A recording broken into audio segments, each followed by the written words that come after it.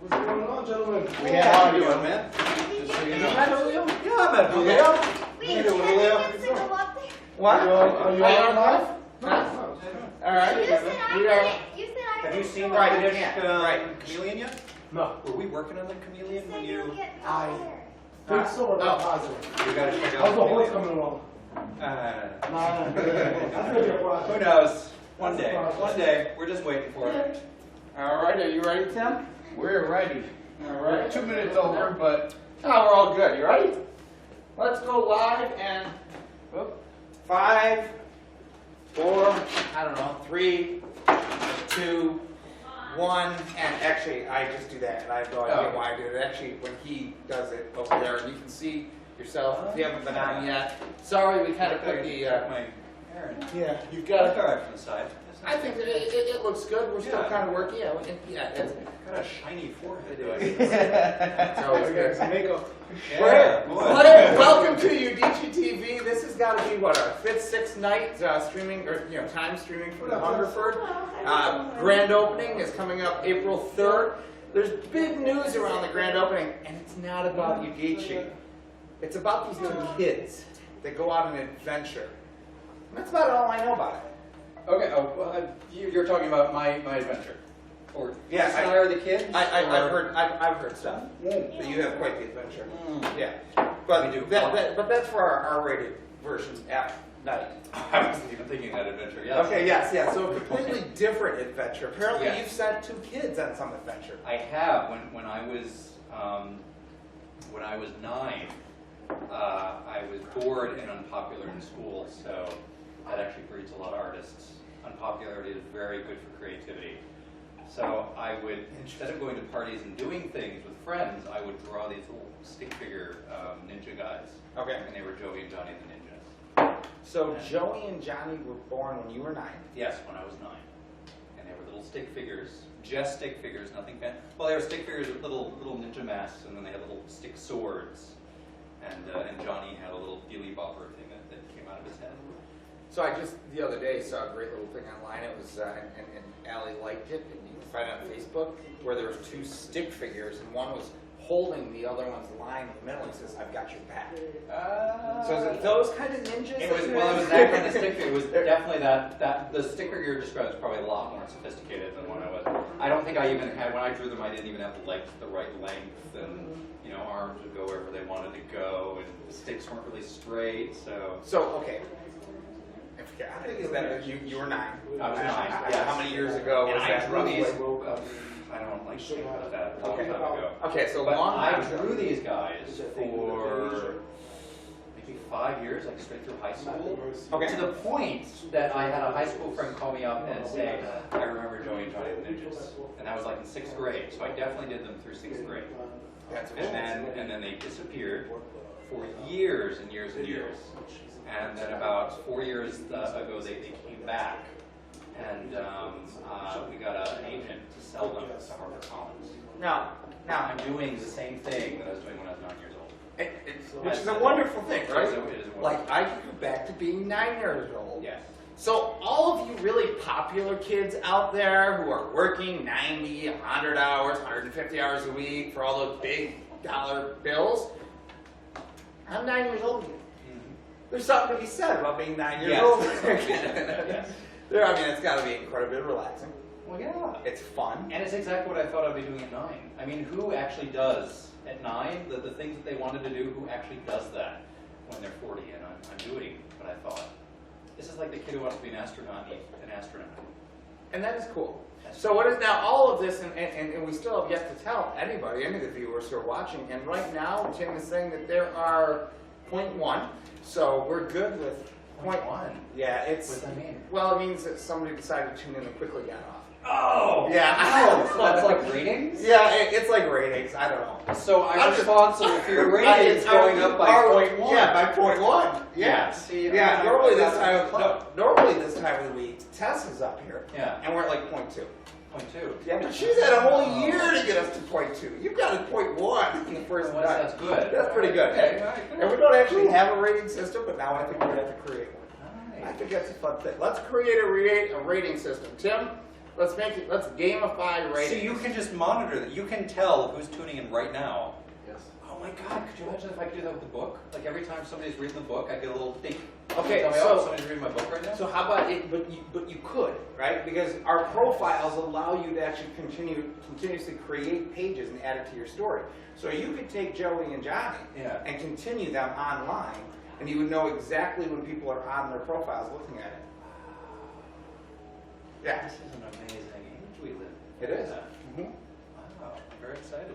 So I think Joey and Johnny, and now that we've kind of really talked about where they came from and where they're going to be going, what are they? Why are we talking about it?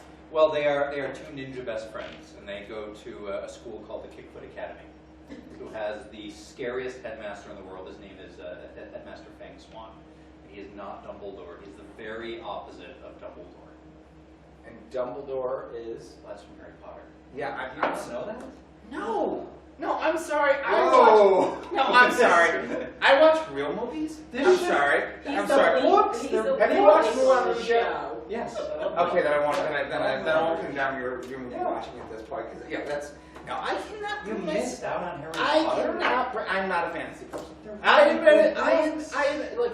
Look, talk to You're my not gonna read wife. my books, then, are you? Yeah, no, I'm not saying that. I just, you know, the Twin Towers. I was one of the popular kids that nobody talked to, including myself. So when I was 9 years old, I was just sitting there and I could get it. I don't know. You didn't read books or anything? No, Oh. it was a bad childhood. Man. My Well, God. I know. I You didn't. did not just say that. I didn't read books. Oh, I'm sorry. sad. It was My sad. God. It was sad. I remember one time reading one. I think it was in high school. I read part of it. I don't remember. I mean, I didn't read Catcher in the Rye until I was like 47. Oh, I never read Catcher in the Rye. What? I never read any of the classics. Well, okay. Now let's just condemn me a little bit. You know what? All right, I Let's just can condemn me a tell little you the point at which I hated classic books, and this is the point. I was in 3rd grade, and they forced us to read The Red Pony. Do you remember The Red Pony? Yes. No. Does anybody remember The Yes. Red Pony? Red Pony is Can I dead sit on at the page table 3. now, since Yes, you he's can sit. talking Yeah. about things that Yeah. I know about. Page 3. The Red Pony died on page 3. And I was done. What? That was it. Page I 3, need yeah. to go I'm read it, sorry, I just because ruined it had for to you. fit. Yeah. No, Excuse me. All right. You know So what? you get it. I'm It's the gonna same move thing. out of the Like way I got here for a attached to minute. the pony. I Come love in, come horses. in. I'm actually gonna go grab some food. Talk to the pony person over here. Just be careful. Like on our shows, you'll come to meet Tag. Yeah. Tag dominates every show. Yeah. And then second in line. No, that's not true. Everybody's coming by. You guys say you read The Red Pony. Yes, I was a reader. Were you horrified as well? Yeah, well, not horrified because I was a reader. I mean, I love to read. One of my favorite books when I was younger, when I was a little girl. So hey, which one are you on, Tim? I love that one. So my cousin, because I'm like a gypsy, I've lived so many places, believes that that's where it really started. And I'm also a movie buff. And so I watched the film, but then I read the book. And then when you read the book, you find out about all the other worlds that he went to. The movie only talks about Lilliput and what's the other one where there's one when he's giant, one when he's little. Yeah. But there was also one where there was horses. No, I know. I remember that. Yeah. And so I was always fascinated by books and by films. And so when you talked about, I know about Harry Potter, but I didn't like the books that much. I bought them for my grandchildren, and I'll tell you why. I know a lot of my friends I did watch the films because there was something that idea of the hero's journey appeals to me. And I was reading around that time, it was written over a series of 20-some years. But Stephen King is one of my favorite authors. But a lot of people don't realize that he writes things besides horror. Yeah. So are you familiar with the Gunslinger series? Oh, I love the Gunslinger. Well, see, I was I love the reading... Green Mile. Exactly. Green Mile is one of my favorite books by him. Exactly. So I was reading the Gunslinger series, and I had that feeling of I'd rather read an adult story of the hero's journey rather than the child's story. The only one that I would say, Well, did you get through all the Harry Potter books? I only read the first one. Okay. But I watched all the movies. The books, Yeah. they grow up. Okay. So it gets less kid-like as you go. Okay. And it gets more an adult, and it does it in a very believable way. Okay. But you can actually hear her grow as she writes those books. But I did buy them for my grandkids. But as it turns out, my grandkids are not readers. My daughter was a reader. I mean, my mother was a reader. She always told me books are something that you treasure, and they're not to be mishandled, they're not to be abused. And so, even now with my iPad and things like that, I still prefer the paper. When I'm reading, I like to touch the pages. In school, we start at draw the blank pages and smell. Yep, I know. Nothing takes the place of that. Nothing takes the place of that. So how did you fall into the writing of the books? Because Allison told me a little bit about that. Well, And I'm a I writer as literally well, fell into it.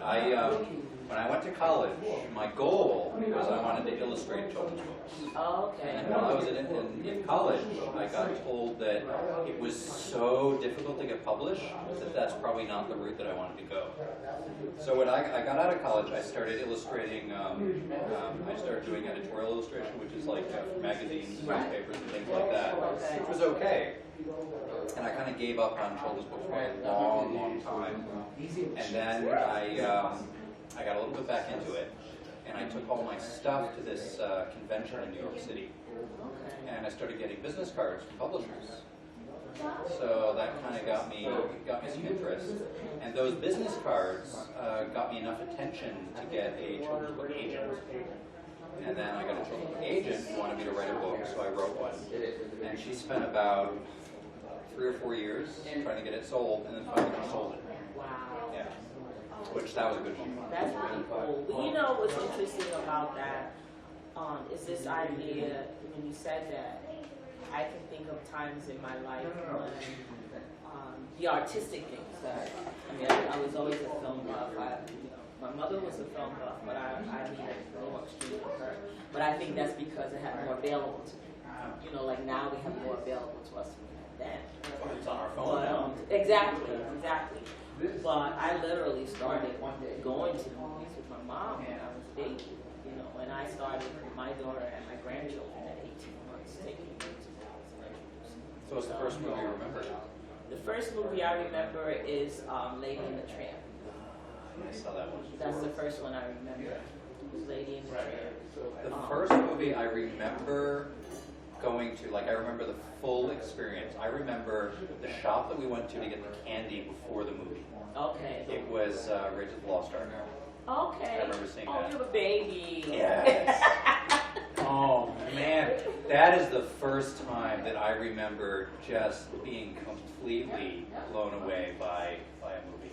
Well, and for me, as a buff, starting my daughter so early, many people say, well, I don't want my children to see this, I don't want my children to see that. And my feeling is that children can be introduced to any form, art form at any age. And that what you need to do is to talk to them. So what I did with them at 18 months old, I started them with age-appropriate stuff. Like my granddaughter was Finding Nemo, my grandson, it was The Lion King. I don't remember what it was with my daughter. But then as they got older, then I would just kind of bring them further along. But the key is talking to them about what they're watching. And I even foreign films. So do you remember film Cinema Paradiso? Yes. When I took my daughter to see that, I think she was around That was the first non-English movie. Yeah, she was around 8 years old. Now that you're talking with Cass, you get what I mean, right? Oh, yeah. I mean, we started this whole story about what was our? We were talking about stick figures. Yes, we were talking. about stick figures at the time. And where are the stick figures in this story? Well, where you got lost was when he said, "Didn't you read the Good Morning?" No, I didn't get lost. I warned him that when I got Well, off the that was table, the moment that my love of classic books died. I stopped liking classic books, but I kept reading them. And that's the most important thing, because I read what was required in school, but then when I reached a certain age, I decided I was going to go back and read certain classes.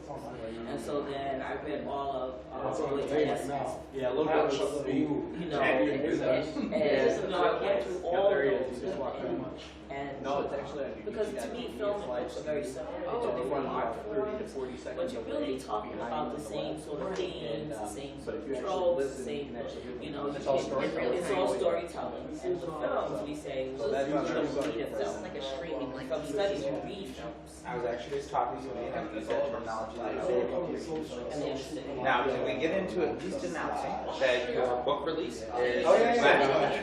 yeah. I guess, all right, yeah, let's give out the specifics, and we're gonna go to a break, so we can make some changes up. Your guest on it? All right, Tim. All right, as you just get ready, we're just gonna kind of shout out some absolute specifics. Let's see, so the book release, So the book comes out March 31st. March 31st. Called Joey and Johnny the Ninjas Get Mooned. It's part one of a 4-book series, and it's a novel based on the same characters that I created. I played with when I was 9 years old. There you go. And all month, you're out at the Strong Museum. Yeah, we're at the actually for the next 3 months we're at the Strong Museum Oh, of Play. 3 months. Yeah, So you have to go Stay out out to the there. Strong National Museum of Play yeah. and visit Joey and Johnny And then April 3rd we're going to have a book signing at the Strong Museum of Play in the morning, in the morning. and then we're going to have another book signing at our studio, Right. Blue Toucan, at around 6 or 7. Of course, everybody's going to be here already because Yes, that's we're our all grand going to opening be there, there. and we're serving sushi, so you guys have to come for some sushi. And you guys like we're sushi? Oh, so sushi. and we're going to have a little Johnny and Joey thing in here Yes. that night, Yes, right? we are, yeah. And we're going to have you guys come talk about the book a little bit more then. Yep, and we're making But- exclusive artwork for that night. Everybody should get out to the Hungerford on April 3rd. First Friday. First Friday, and then we're gonna when we come back, we're gonna show you something else from Hungerford. No, Yes. yeah, Hungerford, and we'll go from there. So, time for food. Nice, thank you. I could sit down and talk to you. Yeah, we'll I have talk. 5 books written, but they're not published. Sure. Yep. Need you to explain. I fell into it, yeah, I just sort of fell into it. And then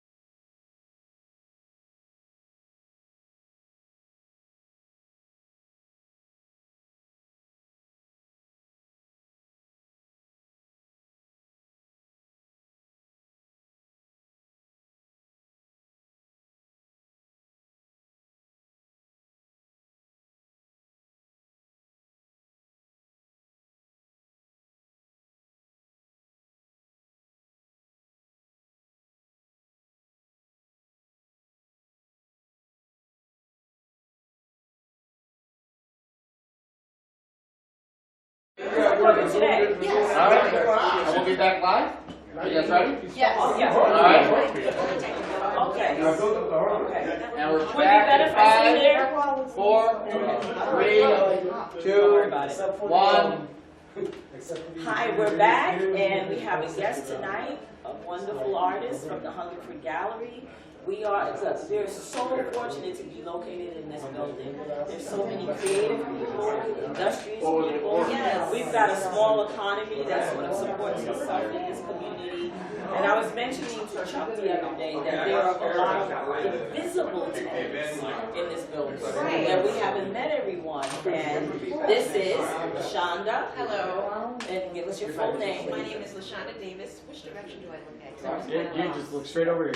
Hi, I'm LaShonda Davis. I'm an artist and a painter. I'm very excited to be in the Hungerford building. This is our 4th month here. And I noticed that I'm sitting right in front of the painting. So if it's Let's cool, shift this I'm way. gonna shift. Let's shift it up. Can we shift this way? Yep. Okay, let's shift this way. Because my whole head was right in front of the painting. There you go. There we go. Is that better? Yep. Okay. Start over. Stop. So anyway, we noticed that, at least I noticed, I've been here for about 2 months, 3 months. Yeah. And as I meet people, I introduce myself and I tell them about Udicci. I met Udicci.TV at Soho. I don't know if you're familiar with the Small Business Expo we have in town. No. Yeah, it's an expo that's for small businesses, a lot of the services that are available. And these guys were vendors. Okay. And I met them and I liked what they were talking about and decided to become a part of it. Great. Yes, so tell us a little bit about your artwork. We have a piece here. This is a piece here. This I did it took about 12 hours with charcoal. Both of the faces are in charcoal. The background is in orange acrylic. And I like to draw faces. I believe that a person's personality and their essence is revealed in the features of their face, not just with the expressions of their face. When someone smiles, you know they're happy. When someone is frowning, you know they're sad. But the features themselves give information to a person's personality and how they handle situations. Because many times we'll say that a person has such a hard face. A hard face, you know, absolutely. Or someone who is very talkative might have really great cheekbones. And I love to paint. I like photographs of children, particularly their eyes. Oh, yes. Because like on the card that I gave you. yes, that's what drew me in. Really? I should have brought that. That's what drew me in because I have a former co-worker whose son is an incredible photographer. He doesn't work as a photographer. Right. But when they were traveling through, because we went to a lot of different countries, but when they were traveling through India and Tibet, he took tons and tons of photos of children. And their eyes, there's a resilience that children have, that they have that comes through in their eyes and their faces. So when I saw your card, that was the first thing that drew me in. Oh, that's so Was that? beautiful. Thank you. Yes, you're right. They're special to draw as well. Yeah. Because they're so new, their energy is so fresh, they haven't learned defenses. They're open and they're So their innocent. expression is going to be more, their expression is going to be more innocent. So in terms of my work, they're the best subjects to draw because they're not going to shy away from showing you their face. I read a little bit about your bio, so I want you to tell me a little bit about your experience in Paris and why you went and that connection between, what was it, art, language, and something else? Art, language, and personality. Yes, so tell us a little bit about that. When I was in France, it was 4 years ago. I lived in Paris. I was there for 6 months. I lived right in the 10th district. Really awesome neighborhood. I went there for a study program to study art and to study the French language and to see how those 2 things influence things in France. It was very interesting. France is really big on surrealism. Like a painting of things like that, which is great. I don't personally focus on it, but it was still a mind-opening experience. So surrealism was huge. Have you ever seen like all these galleries. Well, with the I'm not dripping relationships so and much melting. into art, but I'm Right. art, but I'm into film. And so I love surrealistic films. Surrealism, Right, yes, Huge, yes. yes. And a lot of times people don't get the movie, but they don't understand that it's intentional. Right, you know, they're art films. Exactly. You know, the art house. Exactly. You know, art house film, which I think is amazing. Yes, I don't think it really goes away. I don't think it Because usually it lives on college campuses and it doesn't live anymore. Right, Yeah. right. It's become a cult movement, which is great. Yes. You know, fashion. And then there's Costa Rica. I love Costa Rica. I was in Costa Rica. What year were you in Costa Rica? I was there 2 times. I was there in 2009 and again in 2011. Okay. How long were you there? I was there for a total of 8 months. I was 1 month the first time and 7 months the second. Were you studying there as well? Yes, but I was just studying Spanish. Okay. Did you do an immersion? You lived with a family? Yes. What school did you go to? It was called La Escuela de las Idiomas, which is basically the school of languages. I think that's the school I went to. Because I went to Costa Rica. I did 8 weeks. I went in 2001, 2000. Yes. Yeah, and I was there for 8 weeks because I've been studying Spanish for years. I started out studying French and then Same here. couldn't go any further, didn't have anyone to speak to. Only people I know spoke Spanish. Exactly. So I switched over to Spanish. Yes. And did an immersion, much older, but I did an immersion in Costa Rica. And it's a great movie. Yeah. Me too. You are too? It's so beautiful. In San Juan. In San Juan, right? Yes, San Juan and then there's San Jose. No, I was in San Jose. San Jose. Yeah. Okay. Right, that was like the school. Yeah. Yeah. I'm sure it was the same school. Yes. Yeah. So you said you had a lot of your work on loan. Are you showing in galleries? I am showing in galleries right now. Where at? I have one of them, actually there's 2 pieces that are at the Art Museum of Rochester on Monroe Avenue. Okay. And that's a new gallery I'm really excited about. The majority of my work is showing in my gallery right now at 207 Rutherford. And then I also have work in New York City. You're where? The girl that I showed you that's on my card, Yes. the original is in New York City. Okay. So proud of Oh you. my goodness, I need to be doing more. We all say that. All I right? need to be doing more. We all need I'm to. never satisfied. No one's ever I'm satisfied. always. You just hang in there, keep working. You come down here, you're in the building, you're on the same floor. Yes. You're on the same floor. We're here every Thursday night. So anytime you have something new you want to show, you can bring that over. Definitely going to get you in the City Hall showing. So yes. I think it's in either June or July. June or July, okay, So great. start thinking about some pieces that you might want to exhibit there, and Tish will definitely call you. Yeah. Tish, that sounds incredible. Yes. So she's trying to get some local artists and just a variety of artists as well. She does silk painting, she does plaid, she does a lot of different things, but I don't speak the language, so I don't want to. You don't want to, you're not going there. No, I'm not going there. You know I do. But I'm so glad you could come by. Thank you. Yes, if put me in touch with Tish, I would love to exhibit there. Okay, so now tell us your name again, the name of your gallery. Do you have set hours or no? No, we have hours by appointment. The Okay. name of the gallery is the Art Factory Collective.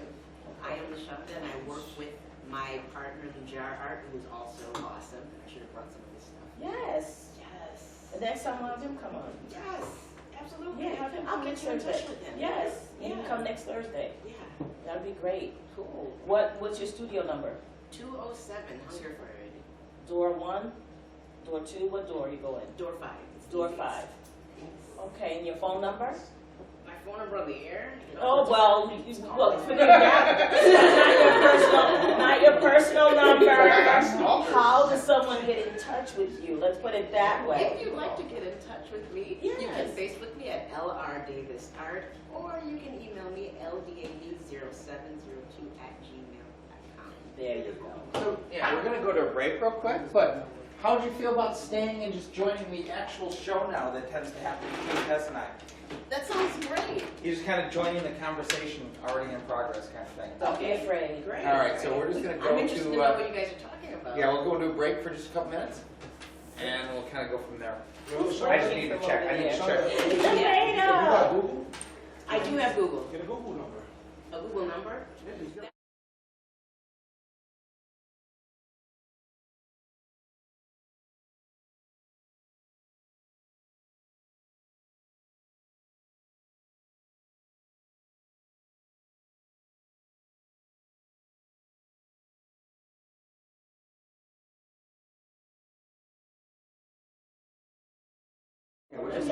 Give that out. Okay. I want people to call about my business. Previewing. All right, so which one's Right. this You one do right need a here? business number. 30 right here? Think of that That's 50. before. That's 50? That's why I said, how are people supposed to get, because you have to remember something also, you're young. Yeah, this doesn't have a You have people. anything running into it. Yes. This one has something. We want to call. You're right. So you should get a number that people can call you. Because you said by appointment. Well, how did they make the appointment? Oh, through email. But There are many older people, some That will might call. like your artwork. Right. But they don't use, I have aunts that don't use.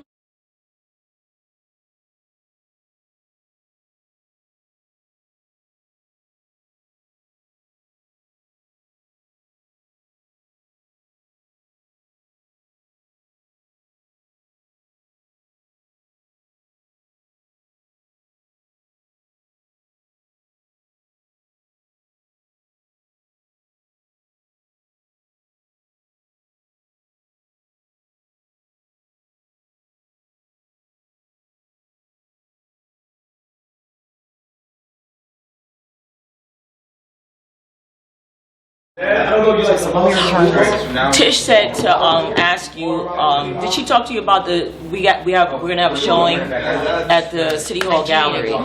So she wants you to show your artwork there too. She wants to know if it's okay if I give her your phone number. It's in June, either June or July. Unlike her, I only have one number. I do everything on myself. Well, I have multiple numbers. I have, you mean like telephone numbers?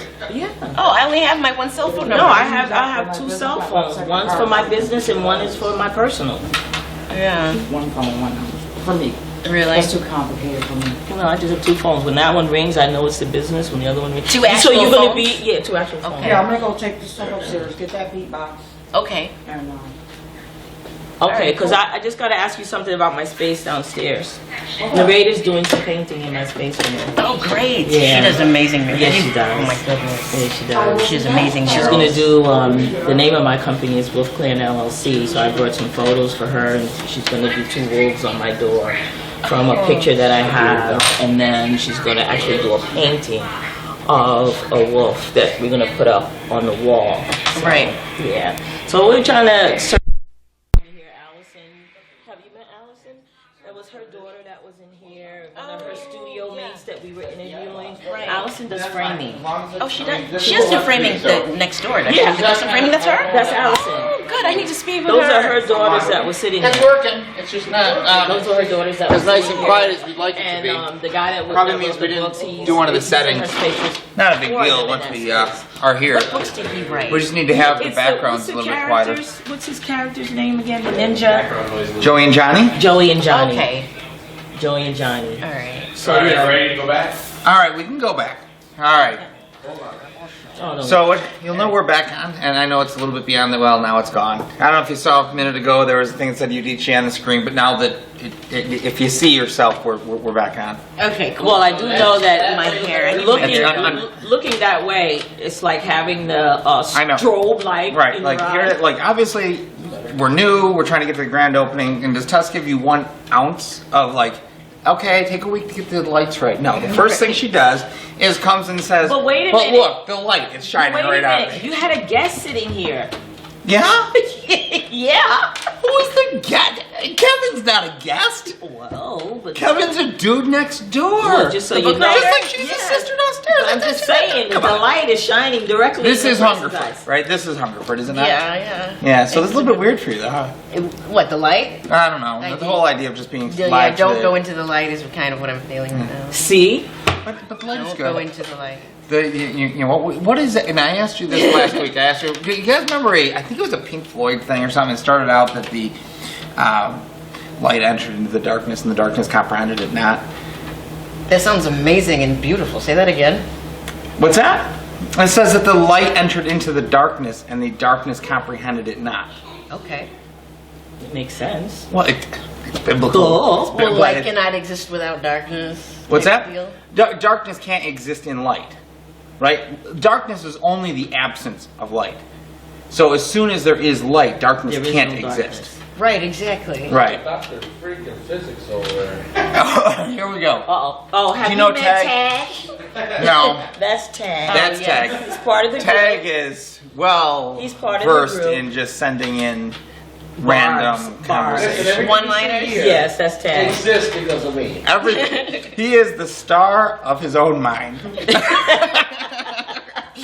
He goes home at night and he's like, I love He me. is both the light and the dark. Who was the Saturday Night Live character who would go into the things like, gosh darn it, people love me. Stewart. No, Stewart. no, it wasn't Stewart. He's the one that's Al Franken. He's a senator now. He's Okay, in Congress now. there we go. And he wrote the book Okay. Liars and the Lying Liars, the stories they tell. He wrote a political satire book. Huh. Oh, And that then would be he ran interesting. for office It would. after that. And Yeah. now he's in Congress. He's been there now for what, 2-3 years. I did not know he wrote that. That would have to be funny. Yeah. I mean, the sarcasm in that's got to be so dripping. I'm just telling you, I'm Dry humor. filled with useless trivia. But anyway. That's really It's cool. good stuff. It's great. So what are we doing tonight, y'all? So, well, tonight we were actually going to be talking about the upcoming show, so it's kind of perfect. So, what we know, we started last year down at Blue Bar and Grill in Gates, and our business, this part of our business. And what we do is every Thursday night we would set everything up, and every Thursday night we take it all down. And we started doing these shows last year. And our show kind of started taking form, and it kind of said, okay, this is what our show was. And it started to become pretty cool. So what we're doing tonight is we're actually going to talk about the forming of our show, the, what do we call it, the actual piece. But our show is called Verbum, and I'm still playing with the new tagline. I renamed it last year because this was known as Thursday Night Social, and then we've got Real Talk 360, which is a new show that kind of spawned out of it. So we have 2 new shows this week. We actually have many new shows now, but Yeah, because don't forget Amanda's show. Amanda's show, The Afternoon Cocktail. Do you know Amanda Ashley? Oh, She's a yes. musician. Yeah. Yes, she I does do a show know her. as well. It's Yeah. called Afternoon Cocktail. It's right? called Afternoon Cocktail, but right now Amanda's down in Austin, Texas. She's Oh, on great. tour. Good for her. Just Yeah. go on Facebook. She's sending shots every She's 5 sending minutes. shots and keep those shots coming, Amanda. And you know what? I don't think you're watching right now, but you should be. You should, You should be watching Amanda. So Amanda has a show called Afternoon Cocktail, and it was really Our highest rated show. all right. I was gonna say it quietly because it was the highest rated show, and, Yeah. and that really offends Tag. So we tend not have to keep to that a talk secret. about. We have to keep that a But- secret. right, we got to keep that a little secret. So if we could just keep it on the down low and not let the entire world on the internet know. Right. So we have Afternoon Cocktail, but Amanda's really going out this year, and she's doing a bunch of stuff. She has committed that when she's around, she's going to be around. But in the meantime, we're keeping that brand alive Yes. with Jerry Falzone. I don't know if you're familiar with Jerry Falzone in town, but No. he's another artist. He just put out a musician. He put out something called Liar's Moon. It's his CD that he just came out Is with. he a guitarist, singer? He's kind of, yeah, he's a kind of a folk, I guess I would say, guitar, right? But his real thing is to put together stuff about music. And years ago, he actually had on XXI, I believe it was Beyond the Lyric, where he would actually interview local musicians or from around the upstate area, and they would kind of go into the background of the artist. So that show is going to be starting up here shortly also, and we're going to kind of resurrect that and put it under the Afternoon Cocktail. So that's kind of a fun stuff. And I That think sounds fun. Julio and Tag are starting next week. Real Talk 360. They're starting officially next week. Here in the studio? Oh, great. Their show is after I hours. gotta hear that. Yeah. Tag and I are going to do You're going to have to give a Tag some film time show. to ramp up. You're going to have to give him some time. It takes him like He has to a warm couple up to weeks. it. It takes him a couple weeks to kind of get into his role. But once he gets into his role, he stays there, and he finishes second really strong. He finished third. But Yes, she is. actually, David Michael Miller was the top individual thing that we watched that we did last year. And David with the Campbell Brothers, are you familiar with them? From Rochester? No. Slide steel guitar, kind of masters around the world, but nobody in Rochester knows them. I didn't even know that people in Rochester played the slide steel guitar. Right, and these guys are amazing. They really are. absolutely Really? amazing. And a Campbell friend of Brothers. Tish and mine actually sings with them and tours with the Campbell Brothers. Oh, what's the singer's name? Her name is Cinnamon Jones. Okay, I've heard of that. Yes. Cinnamon sings with them. I've heard that name. She's at Touché's a lot on State Street. There's another one. What's the other one's Cola? lady's name? That she was actually on the gospel on the BET. Oh yeah, she was singing that night background I to did a David portrait Michael of her. Miller. Yeah, she was on BET's gospel. It was like a gospel Right. competition. She actually went pretty far. Yeah, because I think she had just. Oh, that's yeah, right. so I she do just recall. released- I think she won that, didn't she? I think so. And I think the night that she was there, she had just released her CD.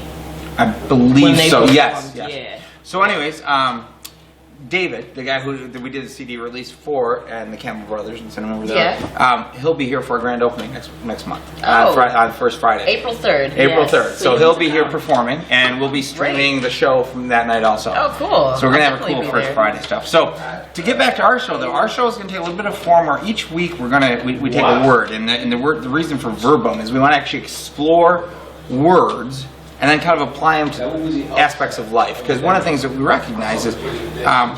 Tess and I are like kindred spirits, and we are so completely different, but in every way, like, okay, we're cool. Yeah, we play off of each other Yeah. really well. I wasn't here last week and I watched the show. Oh, really? He was so lost. Oh. He was so lost. He didn't know what to do. He didn't know what was to walking do. around the table. Well, it was good for me because it helped me understand that I really was helping. Right. You get to see and feel your purpose. Yes, that's what it was. I said, You get to oh, feel it. okay. You feel your own absence. Yes. And if there's nothing else, it's like, how blessed am I to let her find her purpose?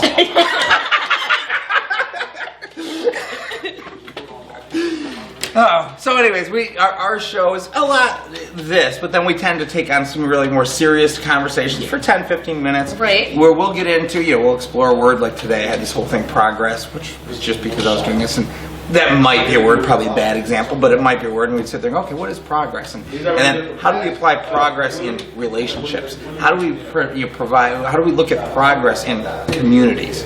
And we sit there and take a look at that and say, okay, if we start to agree on some words, Right. and from that point we can move forward.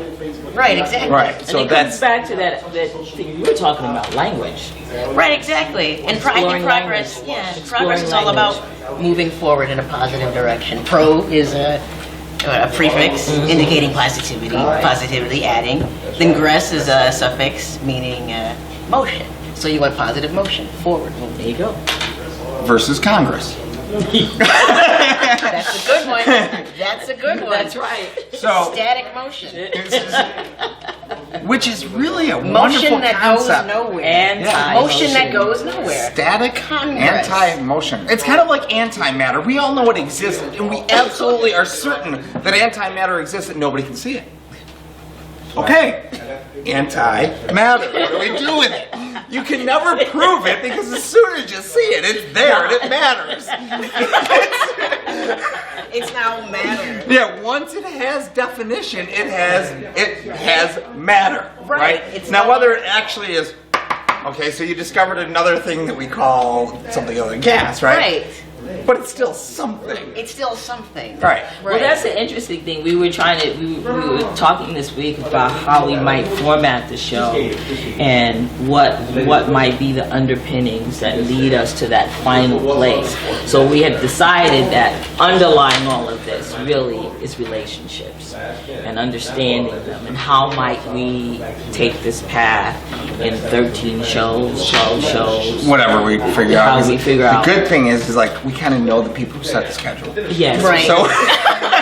And the themes. and the themes, and they even gave us the keys to the door. Oh, so we're really cool there. You It's guys like are we're in tight. there. We're tight with them. You guys are in there. So yeah, we can take as long or as short as we want. If we wake up one night and go, we don't want to go any further tonight. Right. So do you divide it into seasons? How does that go?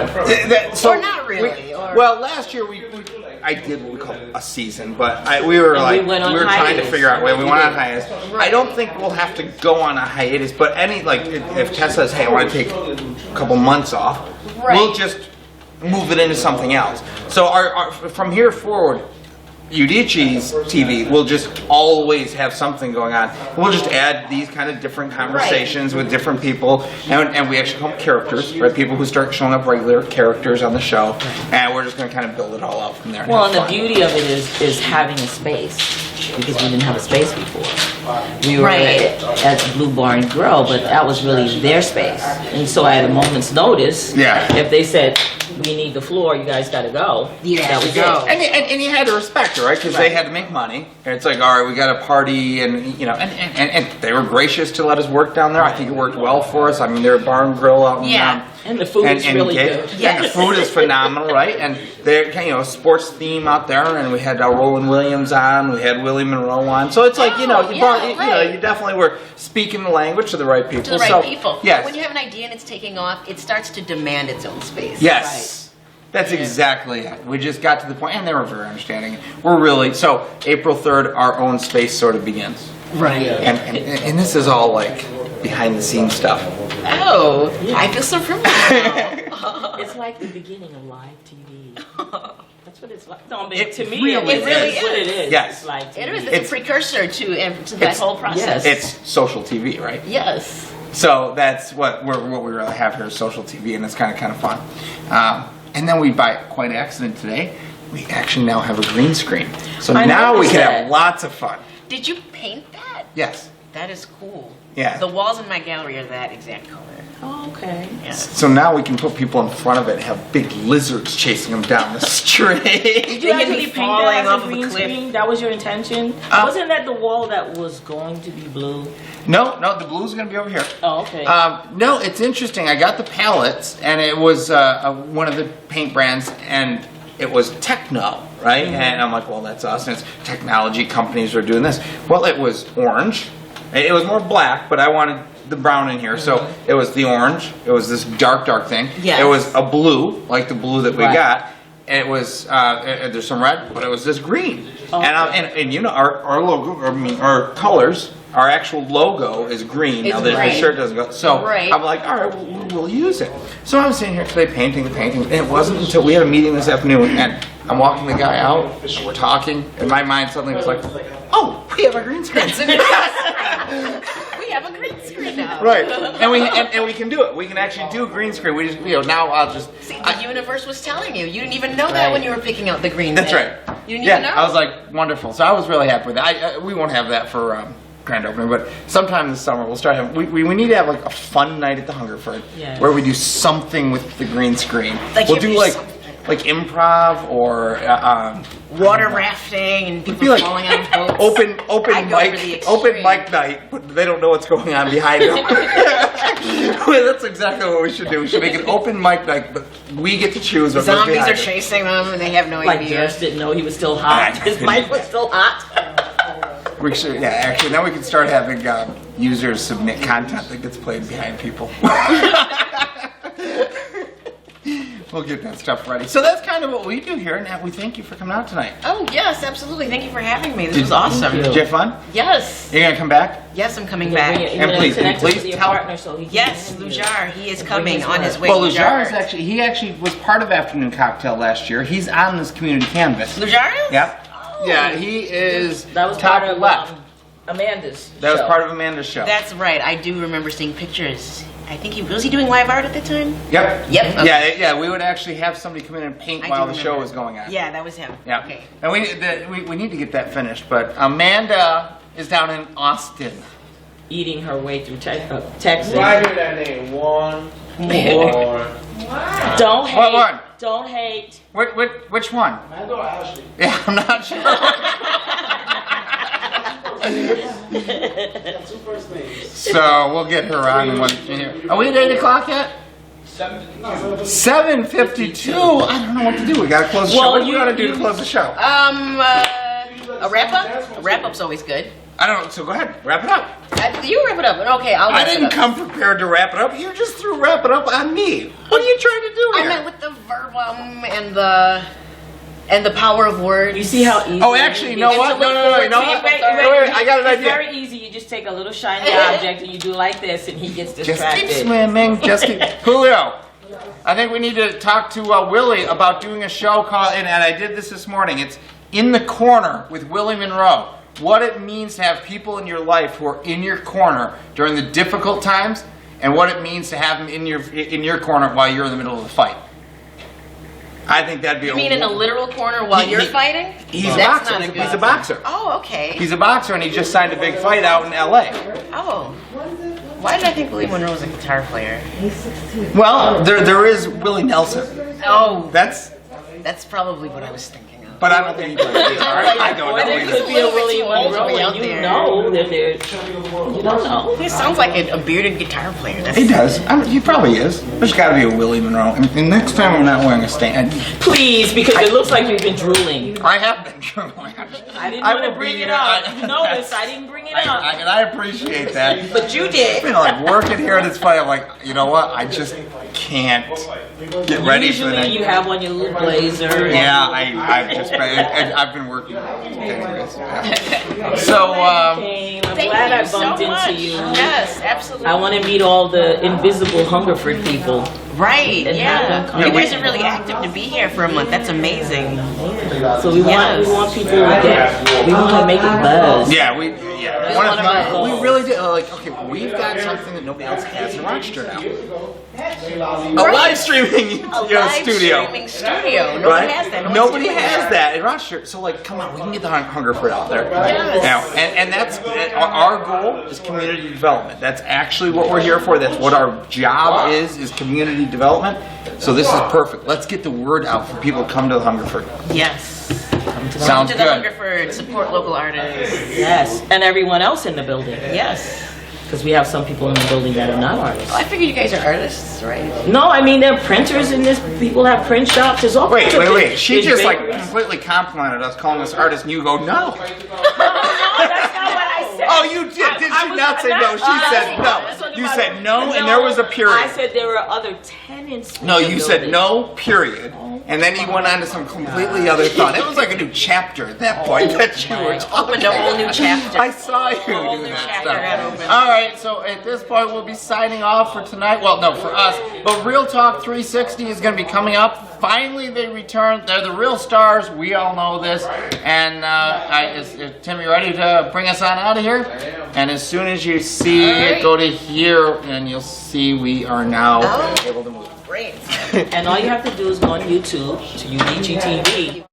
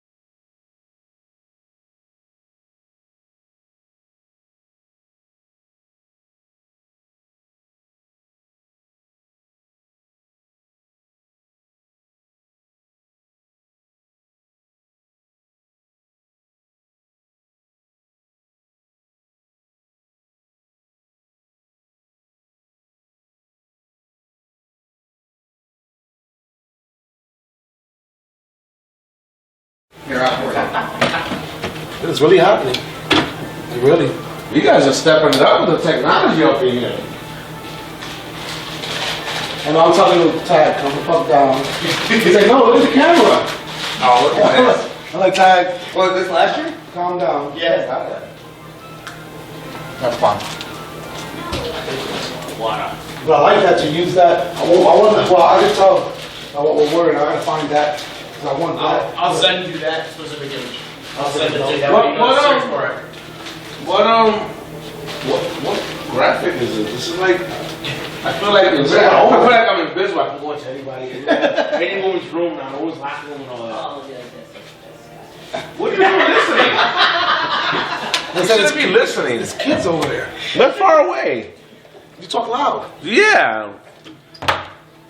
Alright, let me grab that beer. I'm gonna hang back here while, oh wait, no, you want me to do that?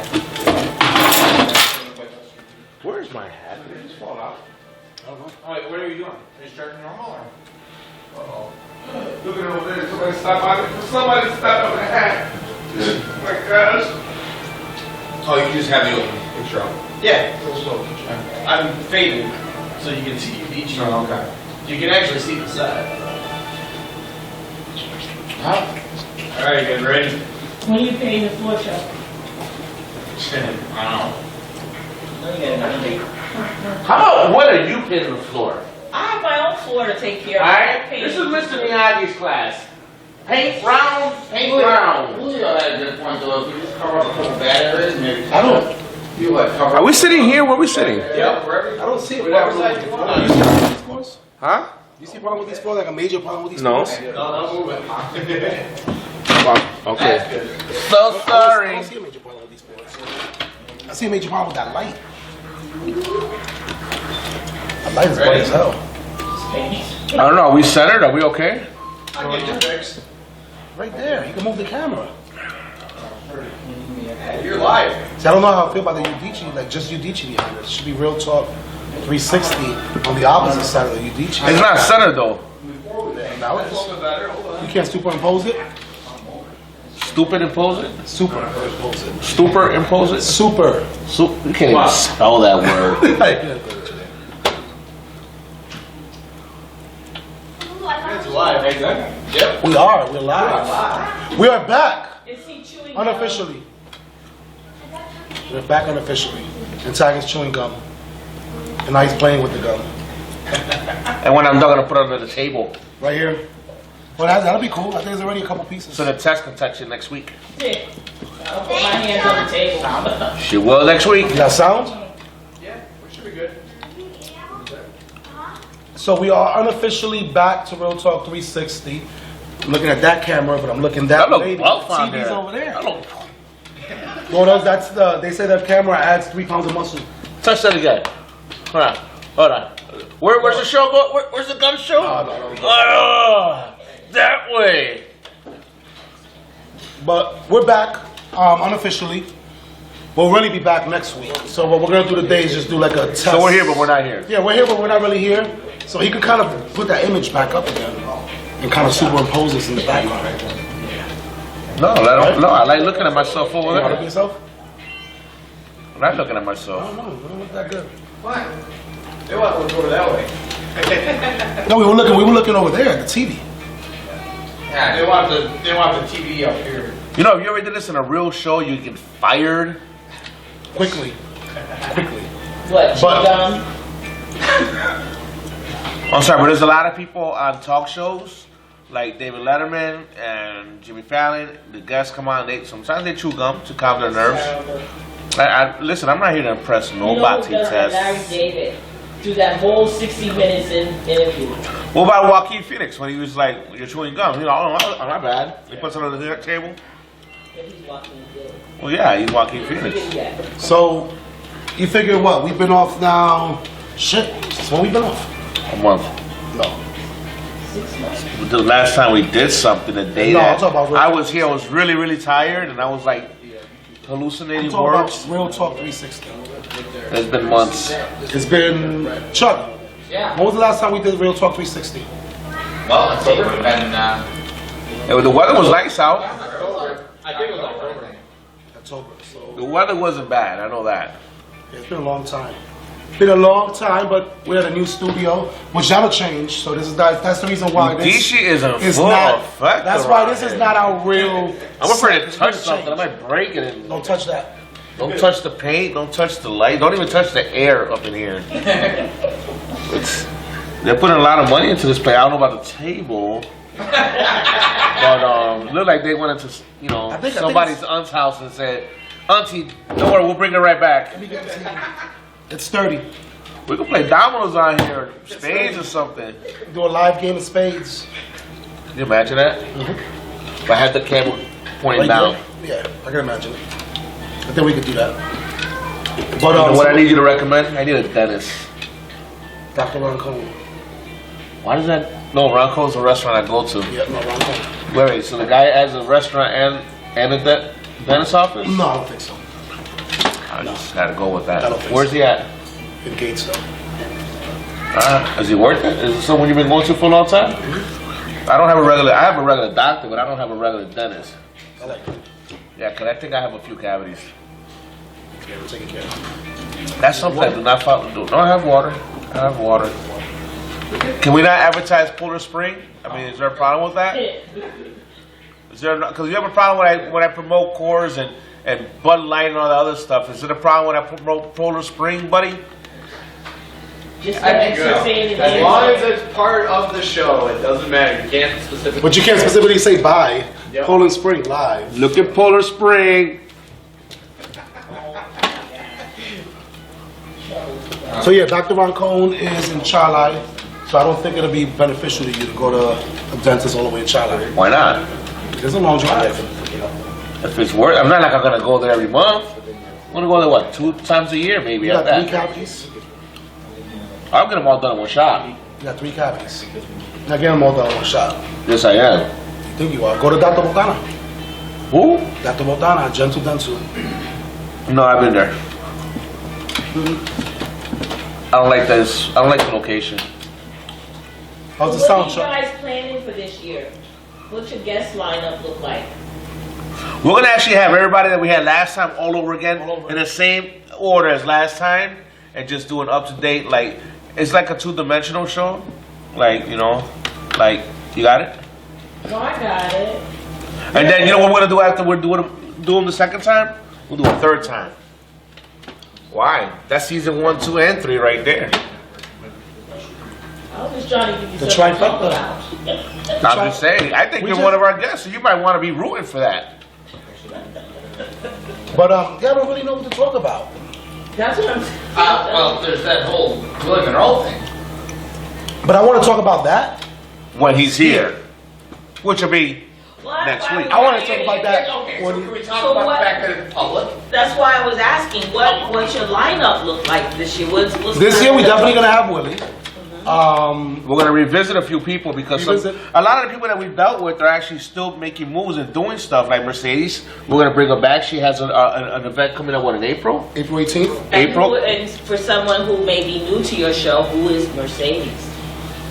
I know she is not producing and directing over She there. is. I know she's not No, doing she that. Can someone please give her the memo and let her know that we run this here? She is. We run this. Tuss. Tell her to go in the back and play checkers with the little girls. Hold up. We're up there is Tuss's timeline. You know the timeline. I know Tuss. she didn't come over here trying to touch. No. Timeline Tuss. No. But I left. Yeah. I'll be silent. I appreciate that. All right, so we're 10 minutes into your comeback. As you guys Listen, we're getting ratings just sitting here. Just sitting here. I bet you people are like, ooh, ooh, channel surfing, internet surfing, like, look at those 2 guys.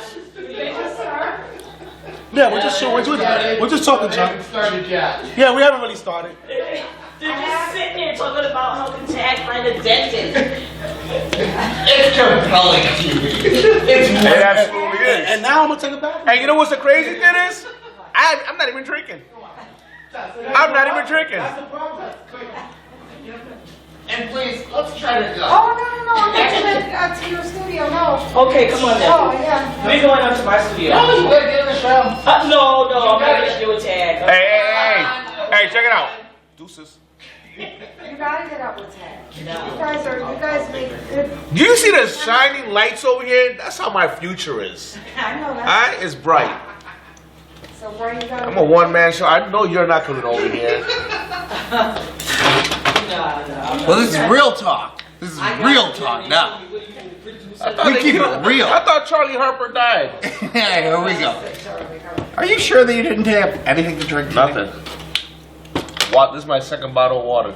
We're back to the water, the molars, compelling TV. So, Hashtag whip that ass started with him. hashtag choke out. Hashtag get your ass off my set. Hashtag it's our studio. Hashtag I make the studio. Hashtag Amanda made the studio. Okay, but she's You know not what? here. She's not here. Hashtag your head below the belt now. Who was it that choked him out? Nobody. There. I saw it. Oh yeah. No, freaking Tweedledee over here decides that I was pulling straws, and he strategically made sure I pulled the short one, just so he can get me choked out in front of nationwide freaking internet TV and stuff. It went viral. Like 5 people saw it. It was wonderful. It was. We like everybody shared it once.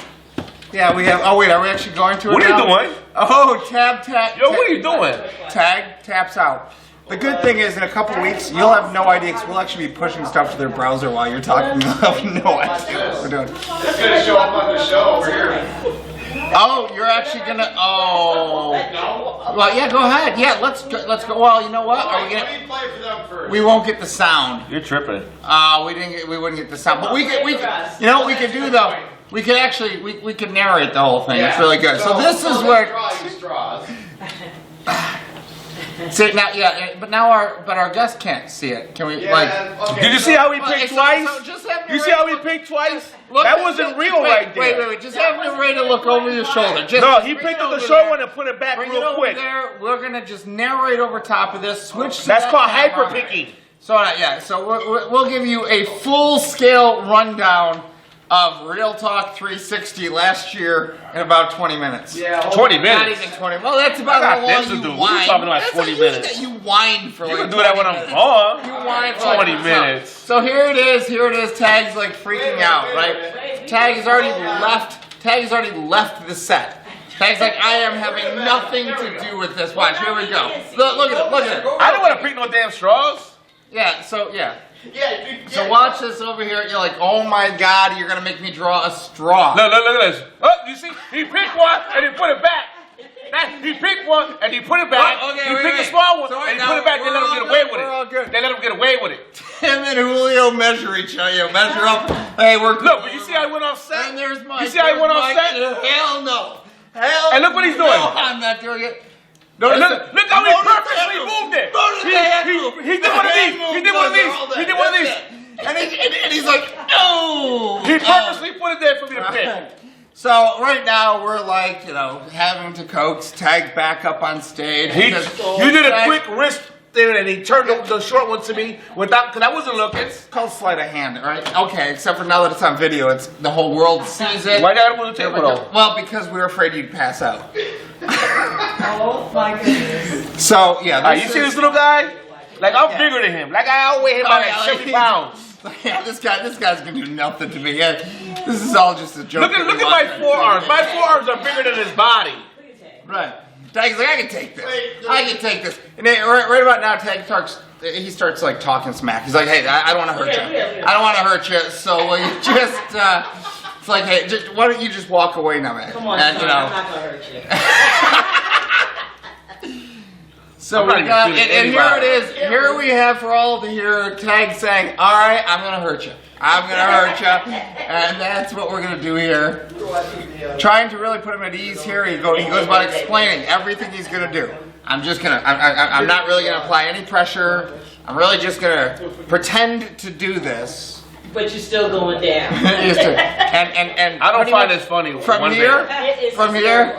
it's pretty much self-explanatory what happens here. I know that there's no sound for our audience to hear. They can hear us talking, but from here forward, it's self-explanatory. Yo, just fast forward through all this. No, ready, ready, here we go. Ready? Wait for it. Wait for it. See, it was nothing. It was like 2 seconds. It was nothing. Like, oh look, I'm out. I mean, Meg's like, yeah, it was it. You got like mad lightheaded.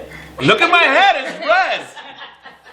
Everything went dark for like 2.5 seconds. You can have the show. Oh wait, okay, wait. That quick. Apparently Julio said I'm doing a good enough job keeping it. Yeah, that wasn't funny. If you guys ever show that again, I guarantee you there'll be a horse in the horse's head in your bed. In the morning. Like a little one like on the commercial. Like the little one. What kind of horse? What are we talking about here? Are we talking about a pony? You guys are. Are we talking about a painted You'll pony? never see Are we talking about Godfather. Clydesdale? Clydesdale. Clydesdale? Go big or go Bye. home. What's that? Go big or go home. All right, now that Tess is leaving, I'm gonna leave after her a little bit, because I got a long day tomorrow, so you just get the colors. okay. All right? Bye, Tim. Bye, Tim. Bye. Thanks for sharing that. Thanks for coming. Thanks for We seeing that. appreciate your company. See, I didn't even pass out. All that jazz for nothing. That was worth it. I'm gonna go home and watch it. What? I'm gonna get a glass of wine, and I'll put some music on. Anything for you to think about me, huh? Oh, here we go. Tag thinking of the world, something like that. Did you just get... That's not him saying, that's you saying. Yeah, sure, okay. Okay. So there we are. And now we're back to Real Talk 360 in its truest form. No, because you're here. Julio was not feeling well. Where is he? Feeling lightheaded. Are you serious? Yeah. No, all jokes aside. He's serious. He came in and said he was feeling lightheaded. So. You know, it is kind of hot in here. Seriously. You hot? I feel warm. I could go turn on the air conditioner. No, you can go find out what's wrong with my partner. That way one of us still here representing Real Talk. Because if I leave, then there's no Real Talk. Okay. Here goes. Man, I'm going to... Find out where he's at, what he's doing. See, it's okay. Yeah, he came in and said he was feeling a little lightheaded. So. Is he outside? No, he's open. It is kind of warm in here, though. It did get a little warm. No, especially like you're sitting over there. I was feeling it. You got a little heater over there or something? Nope. We got a fan going in the back, pulling the air out. We got the window open now. It just feels a little stuffy, that's all. It's all good. Julio's just getting old. He's approaching 40 real quick. He's on a roller coaster to 40, man. His birthday's in 4 months. 4 months? 4th of July. He's a 4th of July baby. He's a young pup. Yeah, he's a young pup. Yeah, but I don't know. So who are you looking forward to seeing back on the show this year? I don't know. Someone new.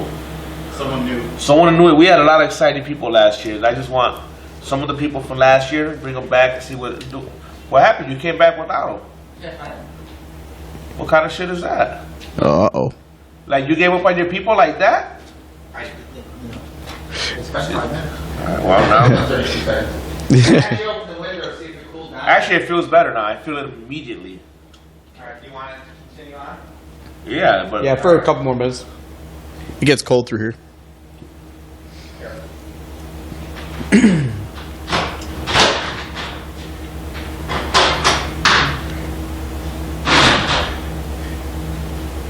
Studio.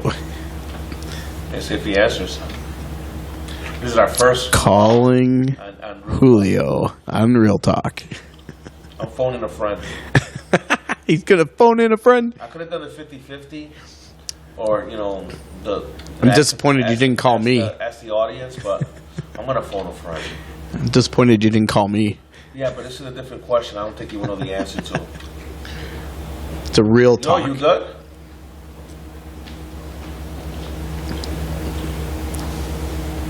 Oh, okay. But you good though?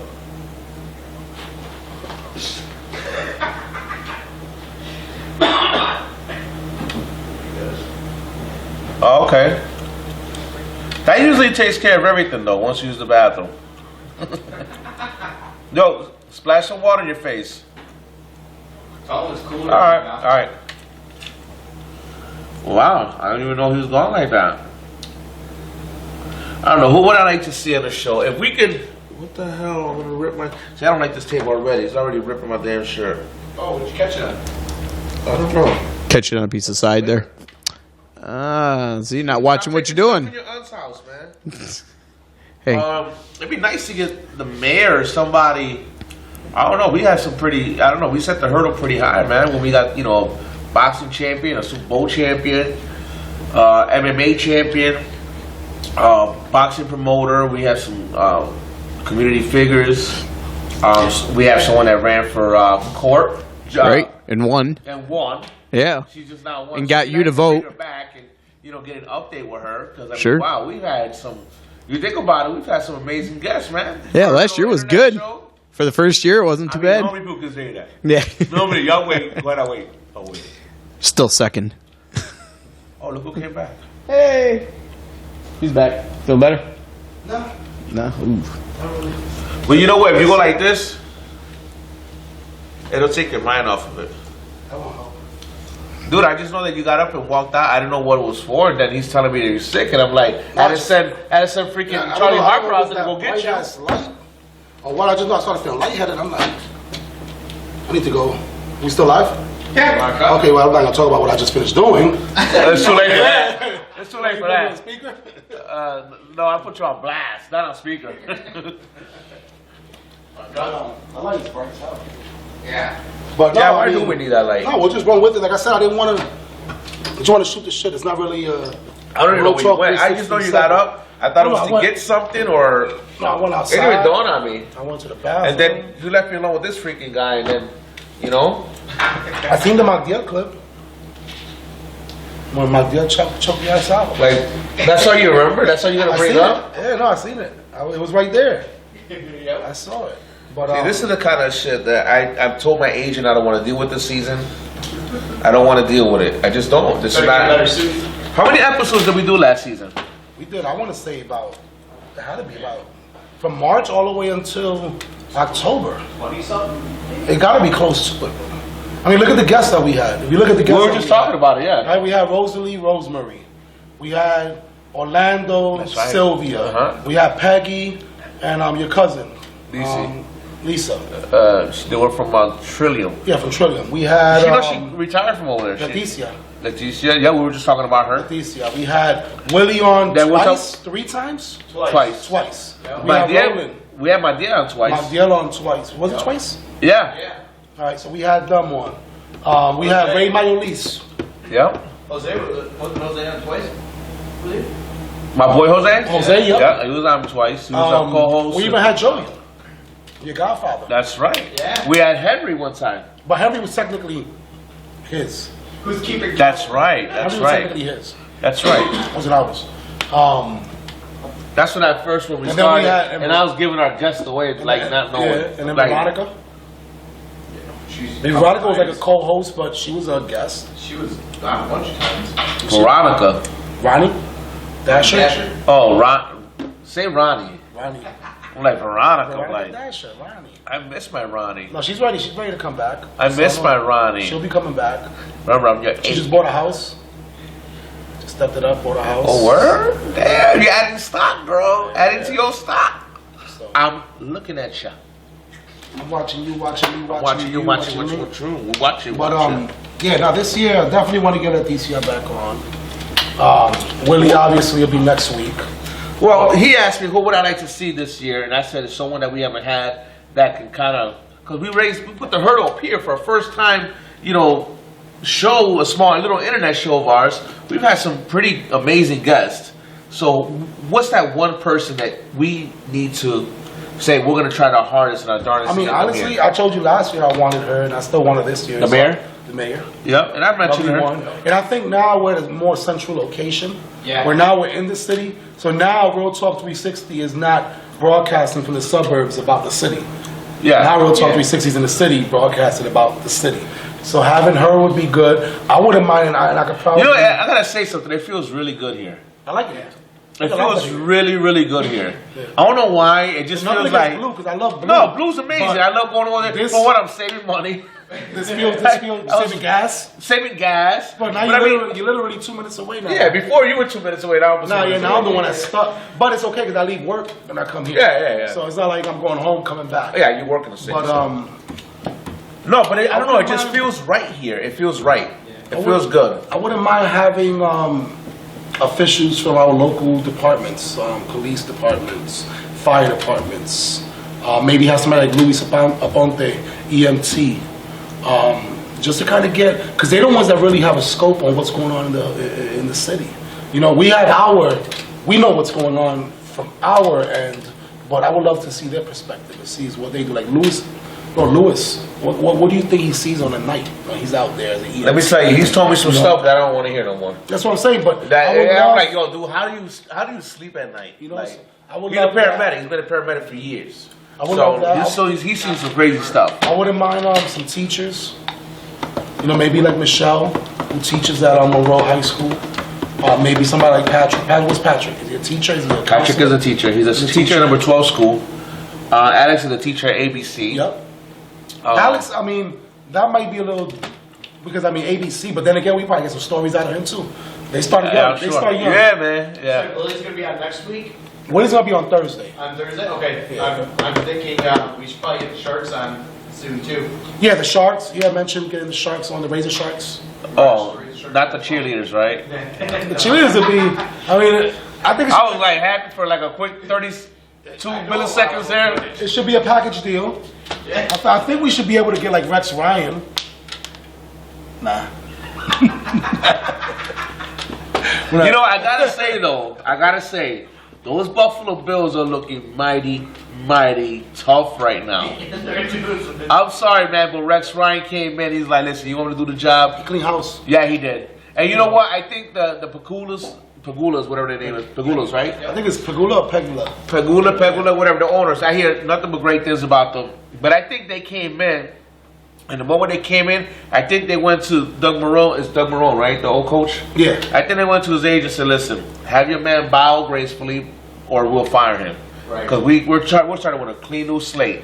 He could say whatever he wants, leave and get up, whatever, but... Yeah, they let a lot of people go there. Yeah, no, I think they started with a whole new clean slate, and they started off, not for nothing, I think they started off with a good football Rex Ryan. Look what he did the first few years with the Jets. The only thing that I would have to say is that they don't make the playoffs this year.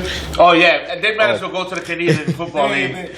Sell them to Toronto. I don't think Bills fans can take that kind of up and down, because this year they started off great. I don't think They started off great this year. And the thing is that... And I remember, and the reason why I know is because of Alex's Facebook post. Yeah. Alex is like, yo, this year, mark my words, Super Bowl. We going all the way. And then week 2, yeah, I told you. Week 3, hell yeah. Week 4, absolutely. Week 5, they stumbled a little bit. Week 6, they're looking like the old Bills. Week 7, what the Week 8, the Bills, like I hate the Bills. For the past 5-6 years approximately, they've been doing this steady, small incline of getting better, like little by little. Even if not by the numbers, but by performance, and they're starting to make noise again. Yeah. They're not like the one team I gotta say was making noise for 3 years and went all the way, which was the Seattle Seahawks.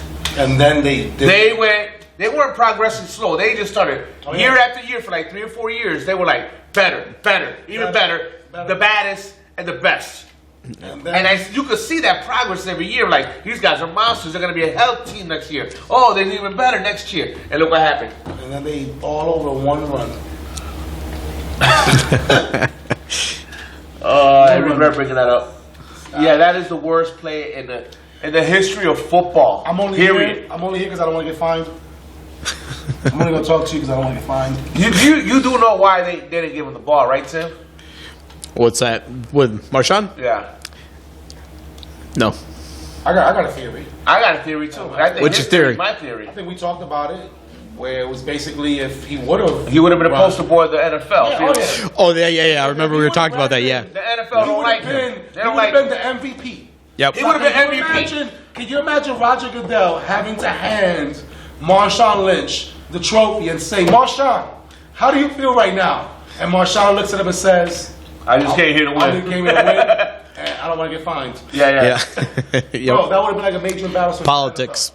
There's too much money involved. Yeah, they look at him as disrespectful, and ultimately he's like, I hear where he's coming from. The media likes to take things and they like to amp things up 10,000 times and blow it out of proportion. Marshall's like, I don't want that for me, my family. I'm a simple person. Leave me the hell alone. I'm doing what I got here, what I got paid to be here to do, which is play football. And I understand him, but it's in his contract. Yep. It's in every NFL player contract. You have to do interviews, and he just doesn't. He'd rather take the hit. Right. But let me tell you something. If you look at that play right before the whistle blew for the timeout, which was the play before that interception, before the interception was a timeout. Right. Before that, they gave the ball to Marshawn. If you see the way he ran that ball, he was like, he wanted that touchdown. Like nobody wanted anything more in their life. Right. But he got stopped. And everybody, I don't know about everybody else, but I was looking like, get that ball back to him. He wants to finish that run. Give it back to him. But what happened? I think the upper heads called and said, don't give that ball to him. Don't give that ball to that Negro boy. He's a bad influence. He's hood, and he's from. No, we don't like him. He's gonna be the Facebook of the face of in the image of NFL, and we don't want that. They don't want that. Right. They don't want that. Yep. So let's give up on football, man. I hate talking about football. I can't stand the Patriots. Spring. Well, I can't stand the Patriots either. That's what I'm saying. I can't stand the Patriots, They man. won. Baseball. Baseball's coming up. What you think about baseball? What you think about the Yankees' chances this year? What you think about shortstop? Hold on. That's what I'm saying, though. What you think about Cito Culver, Aronico's own, Rochester's own? I heard they moved the ball. He you know what he's struggling? It's not so much his fielding. His fielding is nasty. He just can't hit the ball to save his life. Well, he can't hit. He's batting like 68%. Like not that 68%. Oh, yeah. 0.068. Well, here's my thing about Cito. Cito is an all-around player. He was a gift to the baseball world. The problem with Cito is he needs to grow into his body. When I seen him come up that one time a couple years ago, they brought him up for one game. He looked so small at that plate. He looked like a kid at the plate. And mind you, there's other people that come up as teenagers and they're buff like this. I forget the guys for the Washington Nationals or somebody. They're just naturally big. Maybe. Kids. They're big. They're huge. 16, 17 years old. Yeah, I think Cito needs to work out, get some body, get some muscle and strength behind his swing, and let me tell you, he's gonna knock it out the park because he's a smart player. He's all around. Strength is not gonna help you when you can't make contact, and I think his problem is making contact with that ball. I don't think he's making contact. I don't should be making. see something's going on because first of all, they're not gonna bring you up if they feel that you can't hit the ball. No, because he's an excellent freaking fielder. But you seen that play that he did? You ever seen that play? Oh my God! Can you? What, spring training? Is it possible for you to put in Cito Culver, so Cito Culver, amazing catch and throw. Yeah, look, bro, you see this clip? He looks like Jeter. Eyes. Well, you do know that they brought him in with the idea of filling in for Jeter. He looks just like Jeter. What so the type hell in is that Cito. noise? That's the Heat. Are you serious? Yeah. What's his name? Cito, Cito Culver, like Culver Road. And you said put it amazing. And let's see what comes up. Cito Culver, what was that? Batting? No. Oh, amazing play, maybe? Just amazing play? Try amazing play. I say it was amazing, bro. It's not like ferrets. Cito Culver makes Sports Center play? No. Cito Culver makes Sports Center play. The top one. Right there. Okay, I got it. All right, hold on. You gonna bring it over there? Yeah, hold on. No, so this is, bro, we done moved up in this world. Udicci in the set. White check. I just need Real Talk 360 on that other wall. Absolutely. Right here? I need to put a green wall right here, or right here, and put that up. Blow that up. Blow that up. We're getting there. Alright. Oh, you gotta show it again. Okay, that happened way too fast. Yeah, that was saying. Oh no, wait, it's number one play of Sports Center. Look at this. Got him. Number one play Sports Center. Okay, do that again. I'm sorry, do that one more time. Boom. Look how he backhanded it. It went by the third baseman. He backhanded it, and my man is like in the air and just flings it and throws him out of first base. Number one player Sports Center. He is a good defender. I mean, he's look. good. Yeah. Bro, he wasn't even really looking. Yeah, he's about 6 something, right? He 6'1". Yeah, he's not really big, but he's what, 21 years old? He grows into that body. He's about 21 years old. You know he's a switch hitter. Is he? Yeah, he's a switch hitter. That's the only thing I haven't seen. And it was funny because right after that play, I think he batted and he struck out 3 swings. I'm talking about 3 straight swings, all balls. Maybe he's nervous. And then Maybe he's nervous. I don't know. I don't know. So once he works all that out, I think he could be really good. I'm always, if he's from Rochester, I'm still rooting for A-Rod. I'm sorry. I'm rooting for A-Rod. I'm hoping A-Rod shuts the British down. A-Rod comes back and has like a all-star phenomenal all-star, MVP. like MVP season. MVP. You know why? Because I believe in the underdog. I just have to stick with the underdog. I really do. I mean, granted, he's cheated. He's done whatever the hell he's done, but he's a Yankee. He's here. You better get used to it, whether you like it or not. And I believe in underdog stories. Right, can you imagine that? That would be storybook ending right there. We're in the hole right now for a lot of money, so he needs to make that money up. He needs to make that money up. 32 million. Nobody wants to pick up that tab. 32 million a year. He better make that up. Yeah, he better figure it out. Real quick though, Chuck kind of talked about it earlier, and then we're talking about underdogs, and we'll briefly touch on it because I want to really get it from him, and I don't want it to be staged. I don't want us to be, we never rehearse. We don't stage our questions. Well, if you don't believe that, just rewind this whole show tonight and see how we just say it like 2 jerks. But Willie Monroe right now is an 80-1 underdog. Do you know what that means? That means that if you take $100, you're gonna get $8,000 if he wins. No, that means if you take $10, you're gonna get $800. That means if you put 81 people in a room, only one of them believe that Willie's gonna win. That's basically 80-1 underdog. So right now it's basically like he's just going in there to occupy space for somebody else to look good in. In other words, they're looking at this as a warm-up fight for him. Like a stay conditioned fight, And it's funny because, like I said, I was telling you earlier, Golovkin was talking about Cotto. Thank you. He's talking about Cotto like Willie, like he's not fighting Willie next. So he's already talking about his next opponent, Golovkin, who's fighting Willie Monroe. He's already looking past Willie Monroe. So basically, it's like Willie's here, Miguel Cotto's here, and he's like, I don't even see this here. That's Cotto. Here's Triple G, and here's Willie, because Willie's right in front of him. That's what I just he's said. Looking way past over there. Yeah, he's looking past him like he doesn't exist. And it was something that Willie posted earlier. I'm gonna ask him about it next week again. But he's given up social media. He said he just can't do social media while he's getting ready for this fight, because if he watches social media, all they're gonna say is negative, bad stuff. Like that's everybody's saying. And I think he already took his page now, so I can't even read you what he wrote earlier. But he is just right now like, you know what? I can't believe. It's like you almost, I got it. You're talking about who was it? Simon and Goliath. Yeah. David and Goliath? Yeah. Right? Where it was supposed to be automatic. Goliath was going to be, he's going to win, right? He's going to take him out. He's going to do whatever he was going to do. And what ended up happening? And I think that this is going to kind of repeat itself.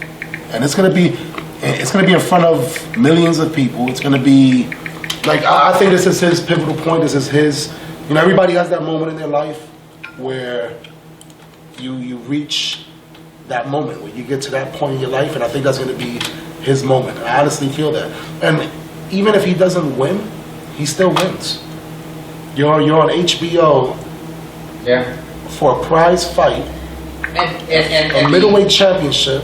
So how do you lose? The only thing I can say that he loses, which, knock on wood, is if he was to get knocked out within 10 seconds. Yeah. That would be the only way that he would lose. The fact that he's going up against that caliber of fighter and make them sorry. I'm trying to read about this guy. He fights like every 3 to 4 months. I mean, this guy. He's fighting 4 times this year. Yeah, he's trying to be. He's a Who's machine. That? Triple G? Golovkin. Yeah, he's a machine. This guy is. I mean, if you will, he's Dragoff from Rocky, right? He's Russian. Right. Well, that's it. Like that. So yeah, that's a good analogy. And you're like, to your exact point, Willie can't lose because just when you don't go up against the best and not learn something. Well, the thing is, he can lose and still win. That's if he proves himself in the ring and even go the distance and put on a hell of a fight and still lose. right there will legitimize himself right there. That's where I think, honestly, you know, knowing Willie personally, knowing Willie, you know, in the boxing realm or arena, he doesn't ever give less than everything in that ring. You know, I haven't seen him yet in any fight give less than everything that he had. What I think is interesting is last year, because I was really trying to understand the boxing a little more, and he was saying, you know, it's all in your mind, it's all in your mind. And you know, Willie's a smart guy. Willie is an extraordinarily smart guy. So this almost starts to sound like it's going to be brawn versus the brain, right? Because he's going to actually come out and figure out, like, and he made the comment about his, what was it, his uncle beating Hagler, right? And the same idea is like, all right, maybe this just shows Willie's ability to strategize. And you know what's ironic about that statement you just made is that Golovkin fought on February 21st. So he fought literally a month and a week ago. He fought in Morocco. He fought a guy named Martin Murray. And he went 11 rounds, 12 rounds against a nobody. Like what they're calling Willie right now. He went up against a nobody. But this nobody didn't move. Like he just stood right in front, and he still couldn't finish him until the 11th or 12th round. Willie moves. But the point that I was making is that announcers and people started saying that Golovkin is the next Marvin Hagler. That's what they started saying, that's how ferocious and how vicious he is, that he's like the next Marvin Hagler. And then Willie tweeted, you know, it's ironic that they're saying that Golovkin is the next Marvin Hagler, because who was the one to legitimately beat Marvin Hagler? Right. It was Willie the Worm Monroe. Yeah. Who beat Marvin. So he's like, it's ironic that they're saying that, It is. and look who I'm fighting now. He's like, and this was before he got the fight. This was, Willie posted this on March 5th. Before, the fight was just made last Friday. The fight was just made last Friday. Right. There was an interview, I don't know if you saw it, but I posted it on my Facebook page, where Willie was being interviewed about 3 weeks ago. He was at a fight in Connecticut at Foxwoods Casino. And guy interviewed him and said, hey, you know, Willie, you know, what do you want? Who do you want to fight? And Willie said it. You know, he's like, I know I'm going to take a lot of flack for this. I know a lot of people are going to criticize me, but I want to fight Triple G. I want to go straight to the top. Maybe not now. Give me 2 or 3 fights. I am going to fight Triple G. That's who I want. And fast forward 2.5 weeks later, and who is he fighting? Triple G.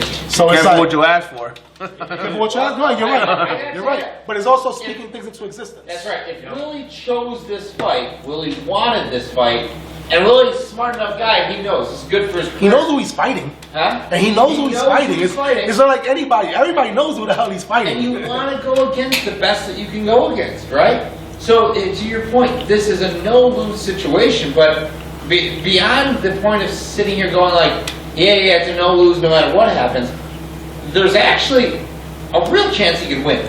Well, listen, that last fight he had was a tough one too. Yeah. I didn't like the way he came in. Willie, he came in a little cocky. I don't know if that was strategy or what, but to me, like, he came with the shades and all that. Like, I don't know. Everywhere.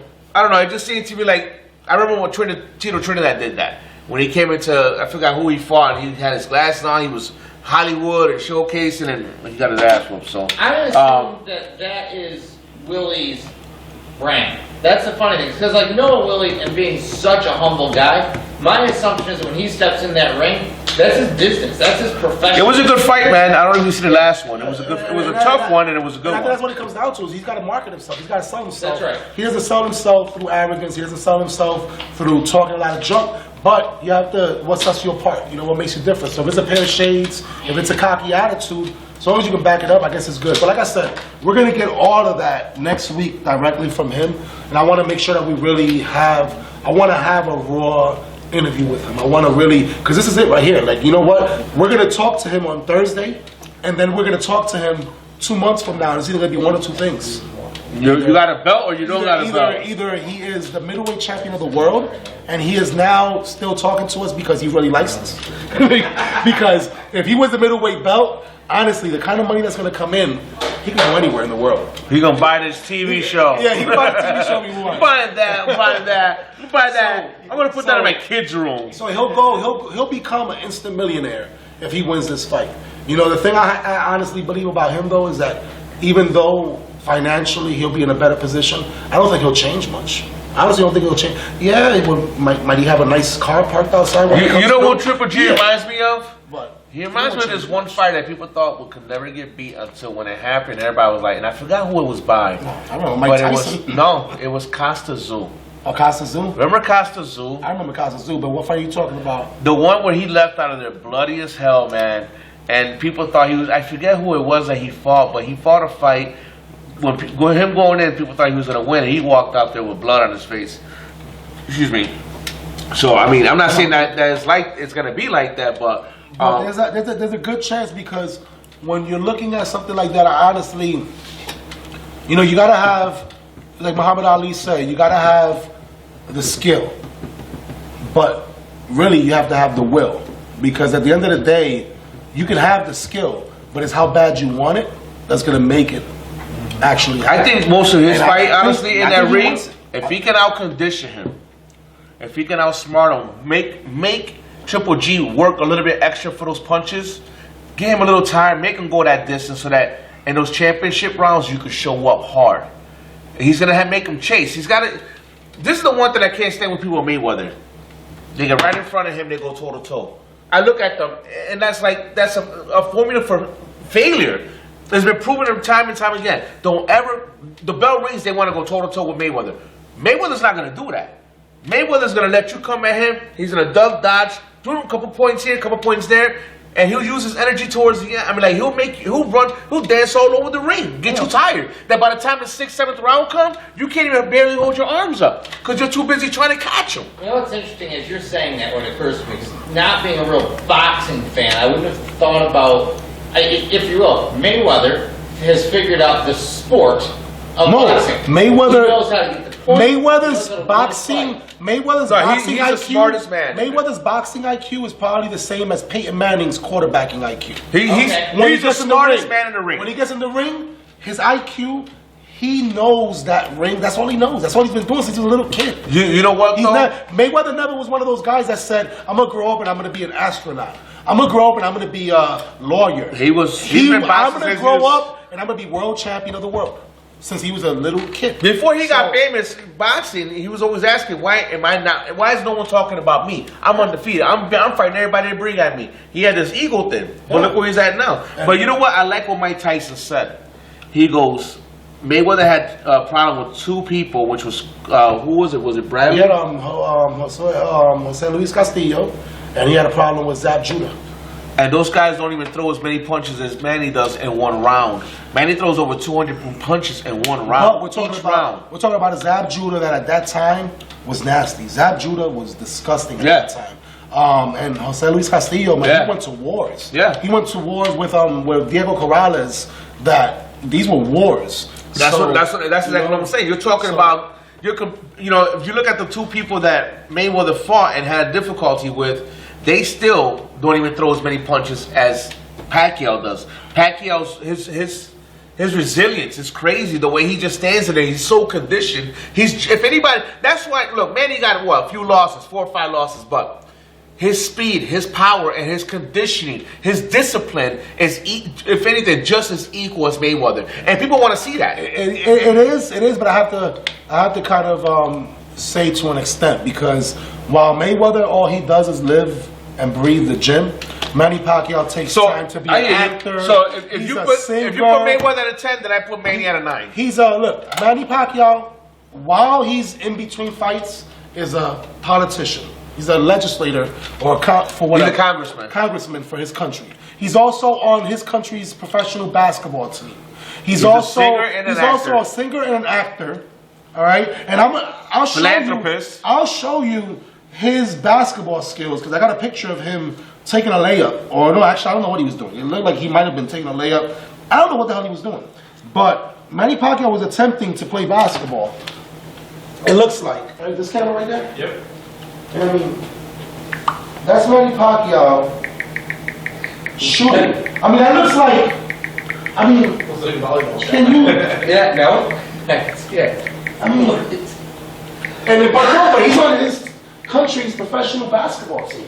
So if they go to the Olympics, Manny Pacquiao will be there playing, shooting like this. So when you say that he is Manny Pacquiao, I can't take another one. If anybody could beat Mayweather, it's Manny Pacquiao. If Manny Pacquiao does not beat Mayweather on May 2nd, no one can. Then just forget about it. Just give him all the championships. Nobody's gonna beat him.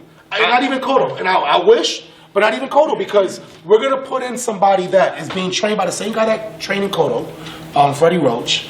And Pacquiao is, admittedly, I mean, I can't take it away from him. Manny Pacquiao is faster than Miguel Cotto. Manny Pacquiao might hit harder than Miguel Cotto. Yeah. I think he might hit harder than Miguel Cotto. So, would I love to see it? All you gotta do, Cotto listen, man, again. all it takes is one punch. Yeah. Just On like both it takes one both match to start a sides. fire, it takes one punch. On both sides, though. Because let me tell you something, that punch that caught Manny, that wasn't strategically landed. That wasn't like, oh, here you go, I'm gonna knock you out. That was these two guys going at it, and boom, he happened to catch him with a good one. Manny has knocked people out like that. When they do the replays, Manny's punching like this. His face is not even looking at the fighter. They're doing some of these punches like this. Manny's knocked people out like that. Manny's knocked people out without looking at them, okay? Without him even looking at the target. So all he needs is one of those. I mean, what? And let me tell you something. I will be happy. Manny can lose. I just want to see Mayweather on his ass one time. I just want to see his ass on the ground one time. I want to see him look like he's in trouble. Because the only time I seen that man in trouble was with Cotto. Yeah. That's the only time. I agree with you. But I want to see him in more trouble than that. I would love to see a competitive fight. I want to see a real good fight. I seen Mayweather in trouble against Marcos Maidana, the first one, which was last May, but Marcos Maidana did not have the power to knock Mayweather out. Pacquiao. Listen, the last Manny and last Floyd, especially the last Floyd fights, I was better off baking cookies. Seriously, because they were the most boring ass fights. But is it Mayweather's fault? Yeah. No, it's not. Because all he does is run. Well, his job is to go 12 rounds and get get the least amount of damage. I hear you. know? I hear you. All I'm telling you right now, there's going to be a pissed off boxing world if that happens that night. It's like... Don't do that night. Tim's job right now is to sit, make sure everything is working out. Should Tim also attempt to jump over that? See, no. See, it would be nice if he did. What he's but trying to should say he is have to? Tim's job is to make sure nothing goes wrong. The way I look at it, Tim's job is to make sure nothing goes wrong. Plus, add some effects over here, some sound effects, some visual effects, and do all this other stuff. See, I want you to go that extra step. I want to see, if you're going to do the job, go hard or go home. Well, no, that would still fall in line. But as you're doing that, do a cartwheel over the table and land. See, now you're exaggerating. Don't listen to that guy. Don't listen to him. Mayweather's just supposed to go in there and just fight. No, I really hope... It's really on his opponents to make him really... Like Cotto made him work. It was on his opponent to make him work. I'm telling you, Manny's fast, Manny's quick, he punches hard. I'm telling you, all that running around ain't gonna happen with Manny because Manny's just as quick as him, if not faster. It shouldn't happen. You're right. I agree with you. It shouldn't happen. It shouldn't happen. Every time. If anything, I'm trying to tell you, I have a feeling that if Mayweather's on the defense and Manny does chase him, Manny's coming very conditioned. He's a light guy. He can fly all over the ring just as much as Mayweather. Mayweather could get tired by the 9th, 10th. Somewhere around there and say, shit, I'm going to have to stay here and fight with this guy because every time I try to run this way or that way, he's right there coming at me. But every time he comes at me, he's throwing out 4 or 5, but he's throwing like 20, 25 punches. And I can't duck and dodge them all. So I really see a fight happening. If Manny does what he needs to do, there's going to be a nice fight. Oh yeah, sure. Nice fight. And I would love to. I want to see a competitive fight. We waited this long. We might as well make it worth our while. Yeah. You know? So listen, Manny, you want my Mayweather? You want my respect? Go in there, fight hard, earn that win, and I'll just be like salute you every time I see you. I gave him the respect after the Cotto fight. So this is not me. Yeah, it is. I gave him the respect after the Cotto fight. He stood there. He fought toe to toe. I honestly feel like he's gonna whoop Pacquiao's butt, but at the same time, if Pacquiao ends up beating him, I don't care either way. To be honest with you, they could both get it. I don't give a damn. I just want to see a good fight. I really do want to see a good fight. They both I've been so disappointed. So I don't like neither one of them. And by the way, how much is the pay-per-view? Have they announced that yet? $99.99. Unless you want to get it in standard definition for $89.99. That is I don't even know why they do that. Like, why would they say $100 $100 for a fight? $100. This is the biggest fight in boxing history. $100. Super Bowl, the Daytona 500. $100. The Stanley Cup, the World Series, but check this out. and the finals, NBA finals. The cheapest seat in the house is $1,500, from $1,000 to $1,500. That's up there. We've sat there before. The cheapest seat now. No, I think we sat better than there. That was above But it us. wasn't that much further. I know, but it was up. It was up more. So we're that kind of money. MGM Grand, a room that normally costs $175 for a night. All the seats in every other hotel rooms have been sold out for like a couple weeks. $800. As soon as they announced the fight, like everybody's booked everything. Gone. It'd be ridiculous. So I'm definitely looking forward to that fight. I'm looking forward to the Danny Garcia Lamont Peterson fight, which is coming up in April.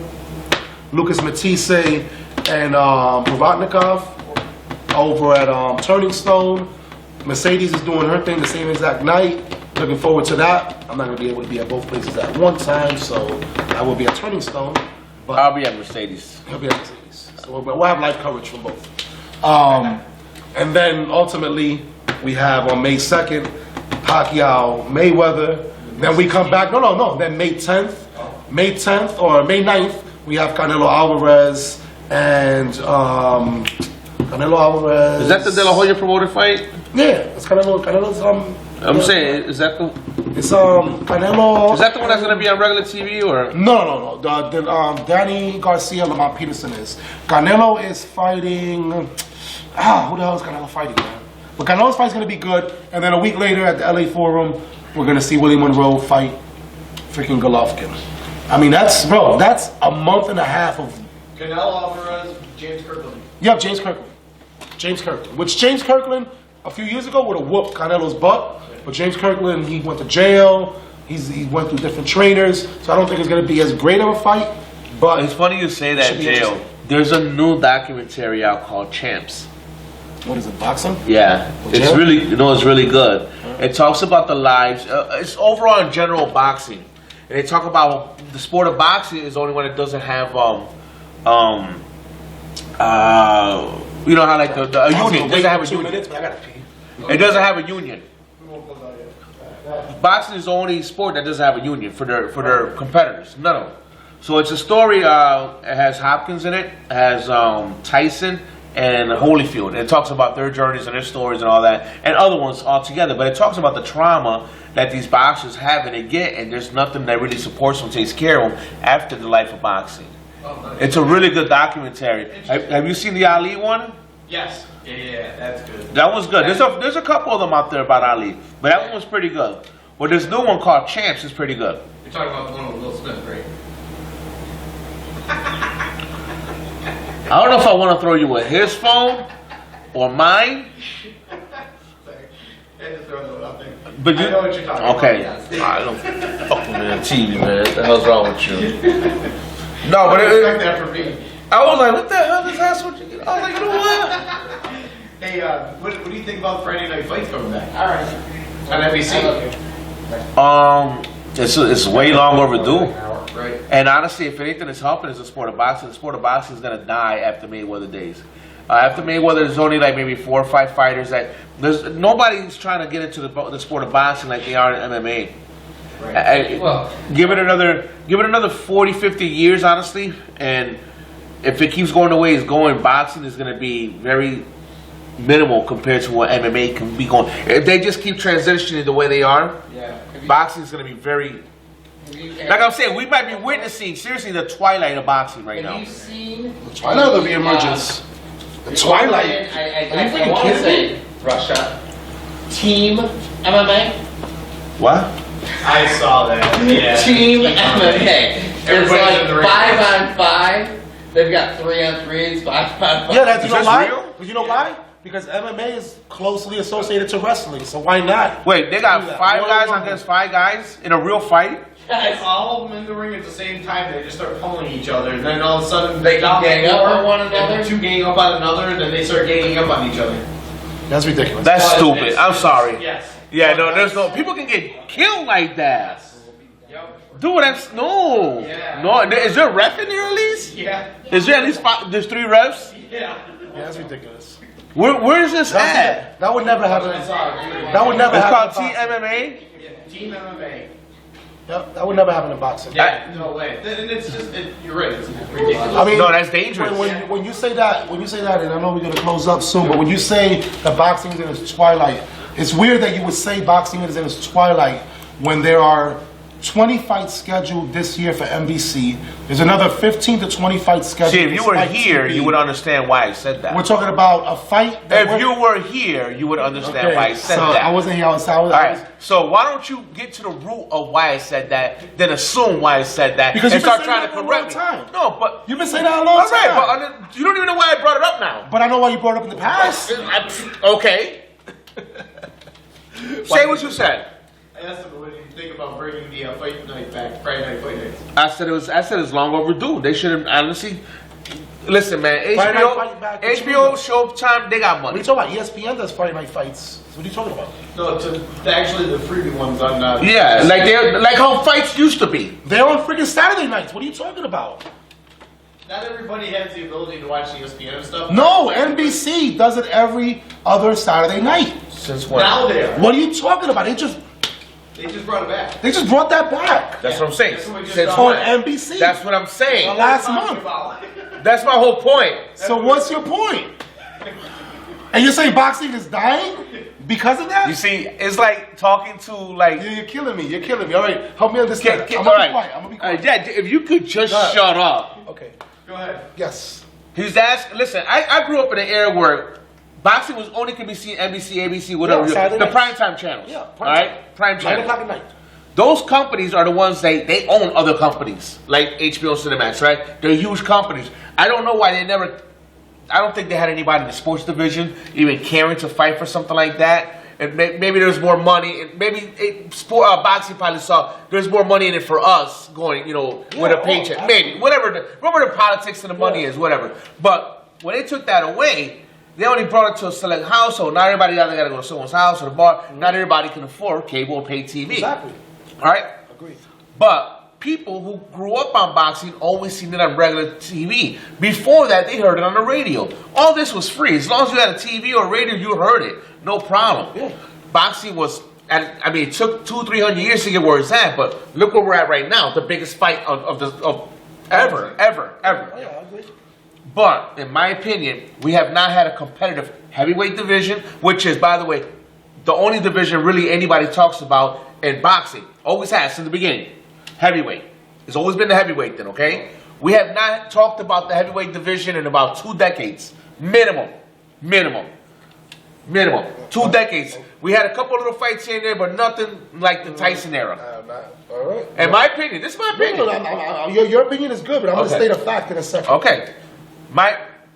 You got the Klitschko brothers that won't fight each other. One retired and the other one, whatever. Okay. So, we got the heavyweight division that's practically dead. Now, we got the welterweight, the super welterweight, and middleweight divisions that are keeping boxing alive. There's only a few names in the mix right now of boxing. Yeah, we got some up-and-comers coming up right now. But in the sport of boxing, it takes you a long time. Not like in MMA. MMA, you fight 3 times, so you fight 3 good fights, you're a household name practically. In the sport of MMA, you're huge. MMA, you look at their records. Their records are fucking 11-3, 15-3, or 15-1. They have small records and they're stars. You don't even become a star till like 30 and something over here, 20 and something. You got to fight a long time. And over there, you can probably fight more frequently than you can in boxing. Most boxers don't. Your lifespan is a lot shorter in MMA. In MMA, all you're going to be able to live through is 11 to 12 fights. And your career's over. Yeah, but they're talking about 3 rounds. They only do 3 rounds. Yeah, but Only they're doing championship 3 round. 5-minute rounds. That's 15 minutes. And their careers are over. The whole thing I'm telling you But is what, this. I'm not even finishing my Oh, thought. yeah, that's a long-ass start. Damn. Go ahead. I just think that with boxing, once Mayweather's done, we're only going to have a few names. Will there be other people coming up? Yeah, I believe so. But for it to get to the level where it's at right now, I don't see anyone right now in the shadow. I don't see any in any division of boxing. I don't see anyone in any one of those shadows willing to ready to take the light when Mayweather's gone and say, I'm going to carry boxing on my back. Because Mayweather's doing that right now. That's a fact. Mayweather's carrying boxing on his back. All right? When he's gone, we're going to have a bunch of mediocre and good fighters here and whatever. Boxing fans will get it. They'll stay there to the end. But you got a lot of people who just go for it because of the name. They found the names or whatever. Those people are going to they're going to fall right off. They're going to fall right off until something exciting happens in boxing again. MMA, the way it has been rising, in the past since it started. I remember I seen the first MMA. It turned my stomach because I heard knuckles breaking on foreheads. Turned my stomach, dude. I didn't think I could see it again. But I love the shit now. I really do love it. In 20 years, what has MMA has done going up, and what boxing, in my opinion, going down, with the exception of a few fights, I still think that if that transition keeps happening, MMA is going to overshadow this. And that moment it happens is when they legalize it in New York State. When they legalize it in New York State, it's going to be huge. It's going to be huge. And boxing, if it doesn't continue doing what it has to do to stay up in the limelight, they could be in the shadows of MMA. It really is a fact. I completely disagree. I think you're comparing baseball to softball. It's really two different sports. I mean, boxing has nothing to do with MMA. MMA has nothing to do with boxing. I agree and disagree. A boxing fan like myself, they're both contact a boxing fan like myself does not even know the next MMA fight. And a guy that just said, I love MMA. What's the next MMA fight, Chad? Next one, please. Right now, name the next two fighters. Right now. What day? Where are they fighting? Who are they? Right now. You love, he said it, right? On TV. He said, I love MMA. I love the sport and he of doesn't even MMA. know who's fighting next. I don't know who's he fighting doesn't know next. who's fighting next. I don't. He doesn't know what's going on in the sport that And that's he the loves. same thing with boxing. I'm entertained with both the sports, but I don't, honestly, between him and my boy Ash and other people, they keep me in tune with this. Another fun fact. NBC debuted boxing after 30 years, which I completely agree needed to come back to prime time. Should have never done. Everybody could see it. Just like a show like Empire is doing so much better than a show like Power because it's more at the masses, right? Didn't you just say that? Yes. Exactly. That's the only reason the same thing. So kids growing up like you grew up are going to 30 years from now, they're not going to know what Power was because their parents didn't buy the stars. Same thing. Same exact thing what you just said. No, I agree with that. I agree with that. This is what I'm saying. The NBC broadcast a couple weeks ago did more numbers than all of the pay-per-views last year combined for UFC. All of them combined. One boxing match on NBC did better numbers than all of the UFC did. Better numbers. Again, viewership. Because it's what you just said. Viewership. A fight that wasn't even nothing major. But it's to the masses. I mean, when it's free on TV, everybody gets to see it. And then there's this one guy, if you can do me a favor, I want you to roll us out with this. I want pay-per-view UFC. I want you to type in These guys are doing matches every week now. D-E-O-N-T-A. So D-E-O-N-T-A-Y. My bad. What? No, D-E-O-N-T-A-Y. T-A-Y.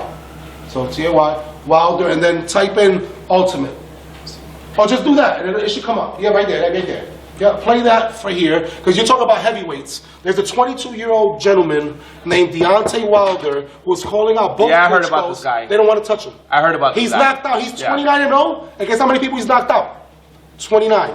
I heard about this guy. I've seen him fight a couple times. He is the monster, but dude, in the heavyweight division. But listen, it takes more than one person to create a heavyweight division. It takes one person to spark. Yeah. To spark all that shit. Yeah, and he can make it grow, but he's gonna need some competitors up there. He is one that could end up. He could end up going far, and he could do exactly because I love the heavyweight division, but the reason why I loved it was because of Mike Tyson. Yeah, Holyfield, and it's Lewis. But big names over there. My favorite division is light middleweight and middleweight. Right now, that's where it's at. And if you really want to get some active fights, get down to the featherweights. These these guys go at it. 150 pounds, bro. They just they go at it all day, and they could go like 18 rounds. Absolutely, no problem. But this dude right here, man, yeah, I've seen him. He's a kid. He's still a little kid. He's young.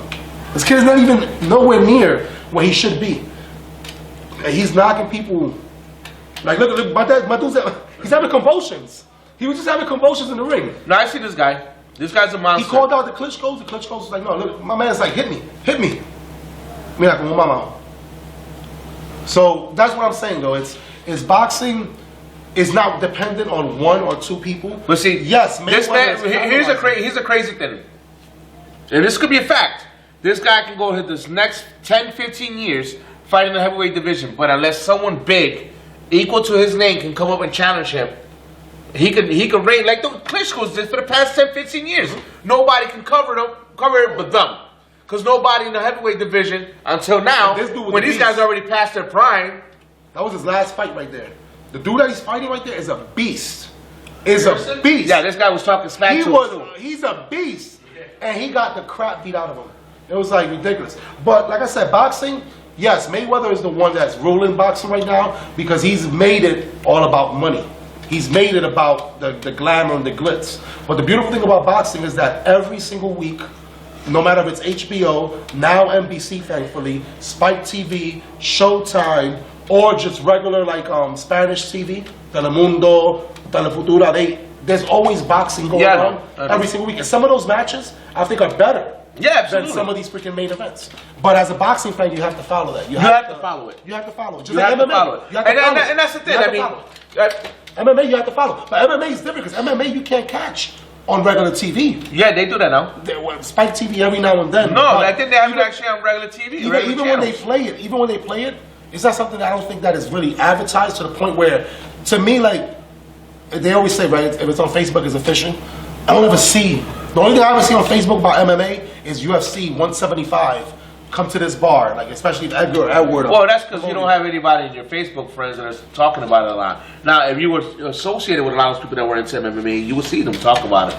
And I see them talking about it on my pages, and then, you know, I sometimes chime in the conversations and stuff. But have I lost touch with the MMA and the boxing overall? Yeah, I'm doing too much things right now. I do love MMA. I've been watching it since day one. Am I into it like the Papon brothers?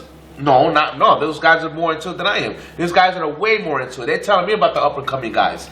And some other people that are more into boxing, they tell me about the up-and-coming guys. I heard about Miguel Cotto when Trinidad was just starting, you know, on his twilight days. He was like, yo, watch out for this kid Cotto. He's nice in Puerto Rico. I'm like, really? So I started catching his fights on ESPN and so on and so forth. And I started seeing him rise up. And then Danny Garcia, I think he might have told me, or the same dude might have told me about Danny Garcia. Yeah, so I started watching about him and stuff, and I started watching it. I don't have time to sit down and watch every day fight every week, you know? The dude that we met at the, no, you weren't, no, you didn't go to the Cotto fight in New York City, the last one. Did you go? Yeah, you went. Yeah. Remember Felix Verdejo? Were you there when we met? When we ran into Felix Verdejo? Last name is Verdejo. We were outside, I think you were at the seats. Me and Joel went to go get drinks, I think it was, and we ran into him. This guy, every time he goes to get a drink, I swear he bumped into the guy from everybody loves Raymond, the brother, the real tall one. Oh, really? He ran into him, took a picture with him. I'm like, what were you? He goes, I'm like, you an ass. Every time he goes, no, Brad Garrett, I'm getting a drink, and he's right behind me. So I turn around and I look up, and I'm like, oh, you the guy from Everybody Loves Raymond. He's like, yeah.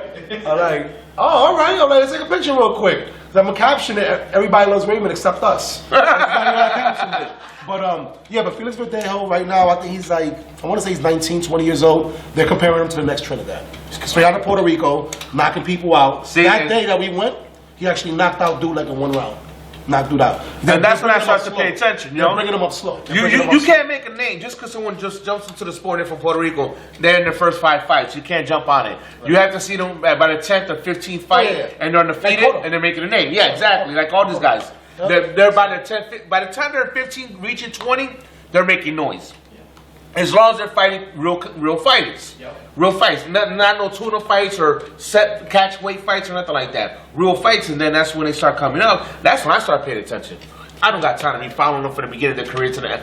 No, I don't. I pay attention when they start making noise. Like, oh, okay, let me see what all the noise is all about. Boom. Yeah, no, I agree. So, but he puts me onto some stuff too. I mean, he watches it more than I do. So basically, the whole entire hour we spent talking about boxing, even though I didn't want to talk about boxing. But next week definitely I want to have some interesting dialogue, man. I want to really, I just want to get into Willie's head. I want to know what he's thinking. What if he doesn't want to? I want to know what he was thinking when he's standing there looking at the #1 middleweight contender of the world. I was just looking at him. No, the look. You was looking at me, so I was looking at him. The look looks a little bit more serious than just that, man. It looks pretty serious. But nonetheless, and even I seen this today. Somebody posted this today. I mean, it's clear Photoshop. Yeah, do your job. But promote something. Yeah, you got to promote something. Udicci presents a live stream social production. The Creative Entrepreneur, a night of community growth. First Friday, April 3rd, at Studio 52 at the Hungerford. Who the hell did this flyer? Would you just do your job? I'm just saying, you got to position things in the right way so it can flow when you read it. Never mind. I can tell this is your first one, but I'm going to leave you alone. Community produced by Lexington Federal Credit Union. Together we grow. No cover charge, snacks and soft drinks served. Sounds boring. Featuring chart-topping musician David Michael Miller, photo artist Bill Biskey. Bob Bilski. What did I say? You said Bob, you said Bill Bobski, I don't know. Okay, I'm dyslexic.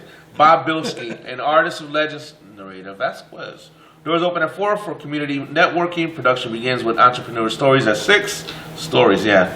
You're gonna have the marshmallows at the campfire, followed by David Michael Miller from 7 to 9. Be there or be. And most importantly, we might be there. Watch this. Yeah, right there. Look at that look. Yep. Look at that look. Willie had his hand in his pocket. Gennadi's looking like, yeah. Willie's like, yeah. It's gonna be a good fight. I can't wait. I can't wait to these next couple of months of boxing. It's gonna be fun. It's an exciting couple months of boxing coming up. Yeah, very exciting. Very exciting. And then after that, because Mayweather's not retiring yet. Pacquiao's not going anywhere yet. I really this is my hope, and it's his too. I hope that Manny at least knocks. It's a good fight, and he knocks him on his ass at least once. I don't care who wins or loses. But I hope, because I think he's got, what, 1 or 2 fights left in his contract? One. One? What is one, including, well, with the one now, 2. September will be his last fight. And I hope that's Miguel Cotto, and I hope Miguel Cotto in this rematch puts him on his ass. At least by decision, I don't care. Win by decision. Yeah, that'll be good. I don't mind that at all. And you know what, now, as long as Floyd does 2 good fights, and he really fights, honestly, I will have no argument with him in the Hall of Fame as far as putting an asterisk next to him, because honestly, if he didn't fight Manny, I would have to question his legitimacy. Yeah, but now he's good. But now he's good. So next week we'll be back. We're gonna talk to Willie Monroe Jr. We're gonna figure out what's going on there. Make sure you get a nice table, because Willie's agent called us and said having your aunts table here is not acceptable. Actually, it's probably be a nice table for all the belts though. But put a cloth on it at least. So put a white cloth. we're good. Or put a tarp. Tune Put in next something. week. Why We'll you be put back. the lights on? You got a Thank you problem? for coming out. God bless you. Good night. Why? Listen, I want something nice on this. Willie's coming, damn it. I want to make sure this place is ready, looking right, correct, and professional. We are Udicci, damn it.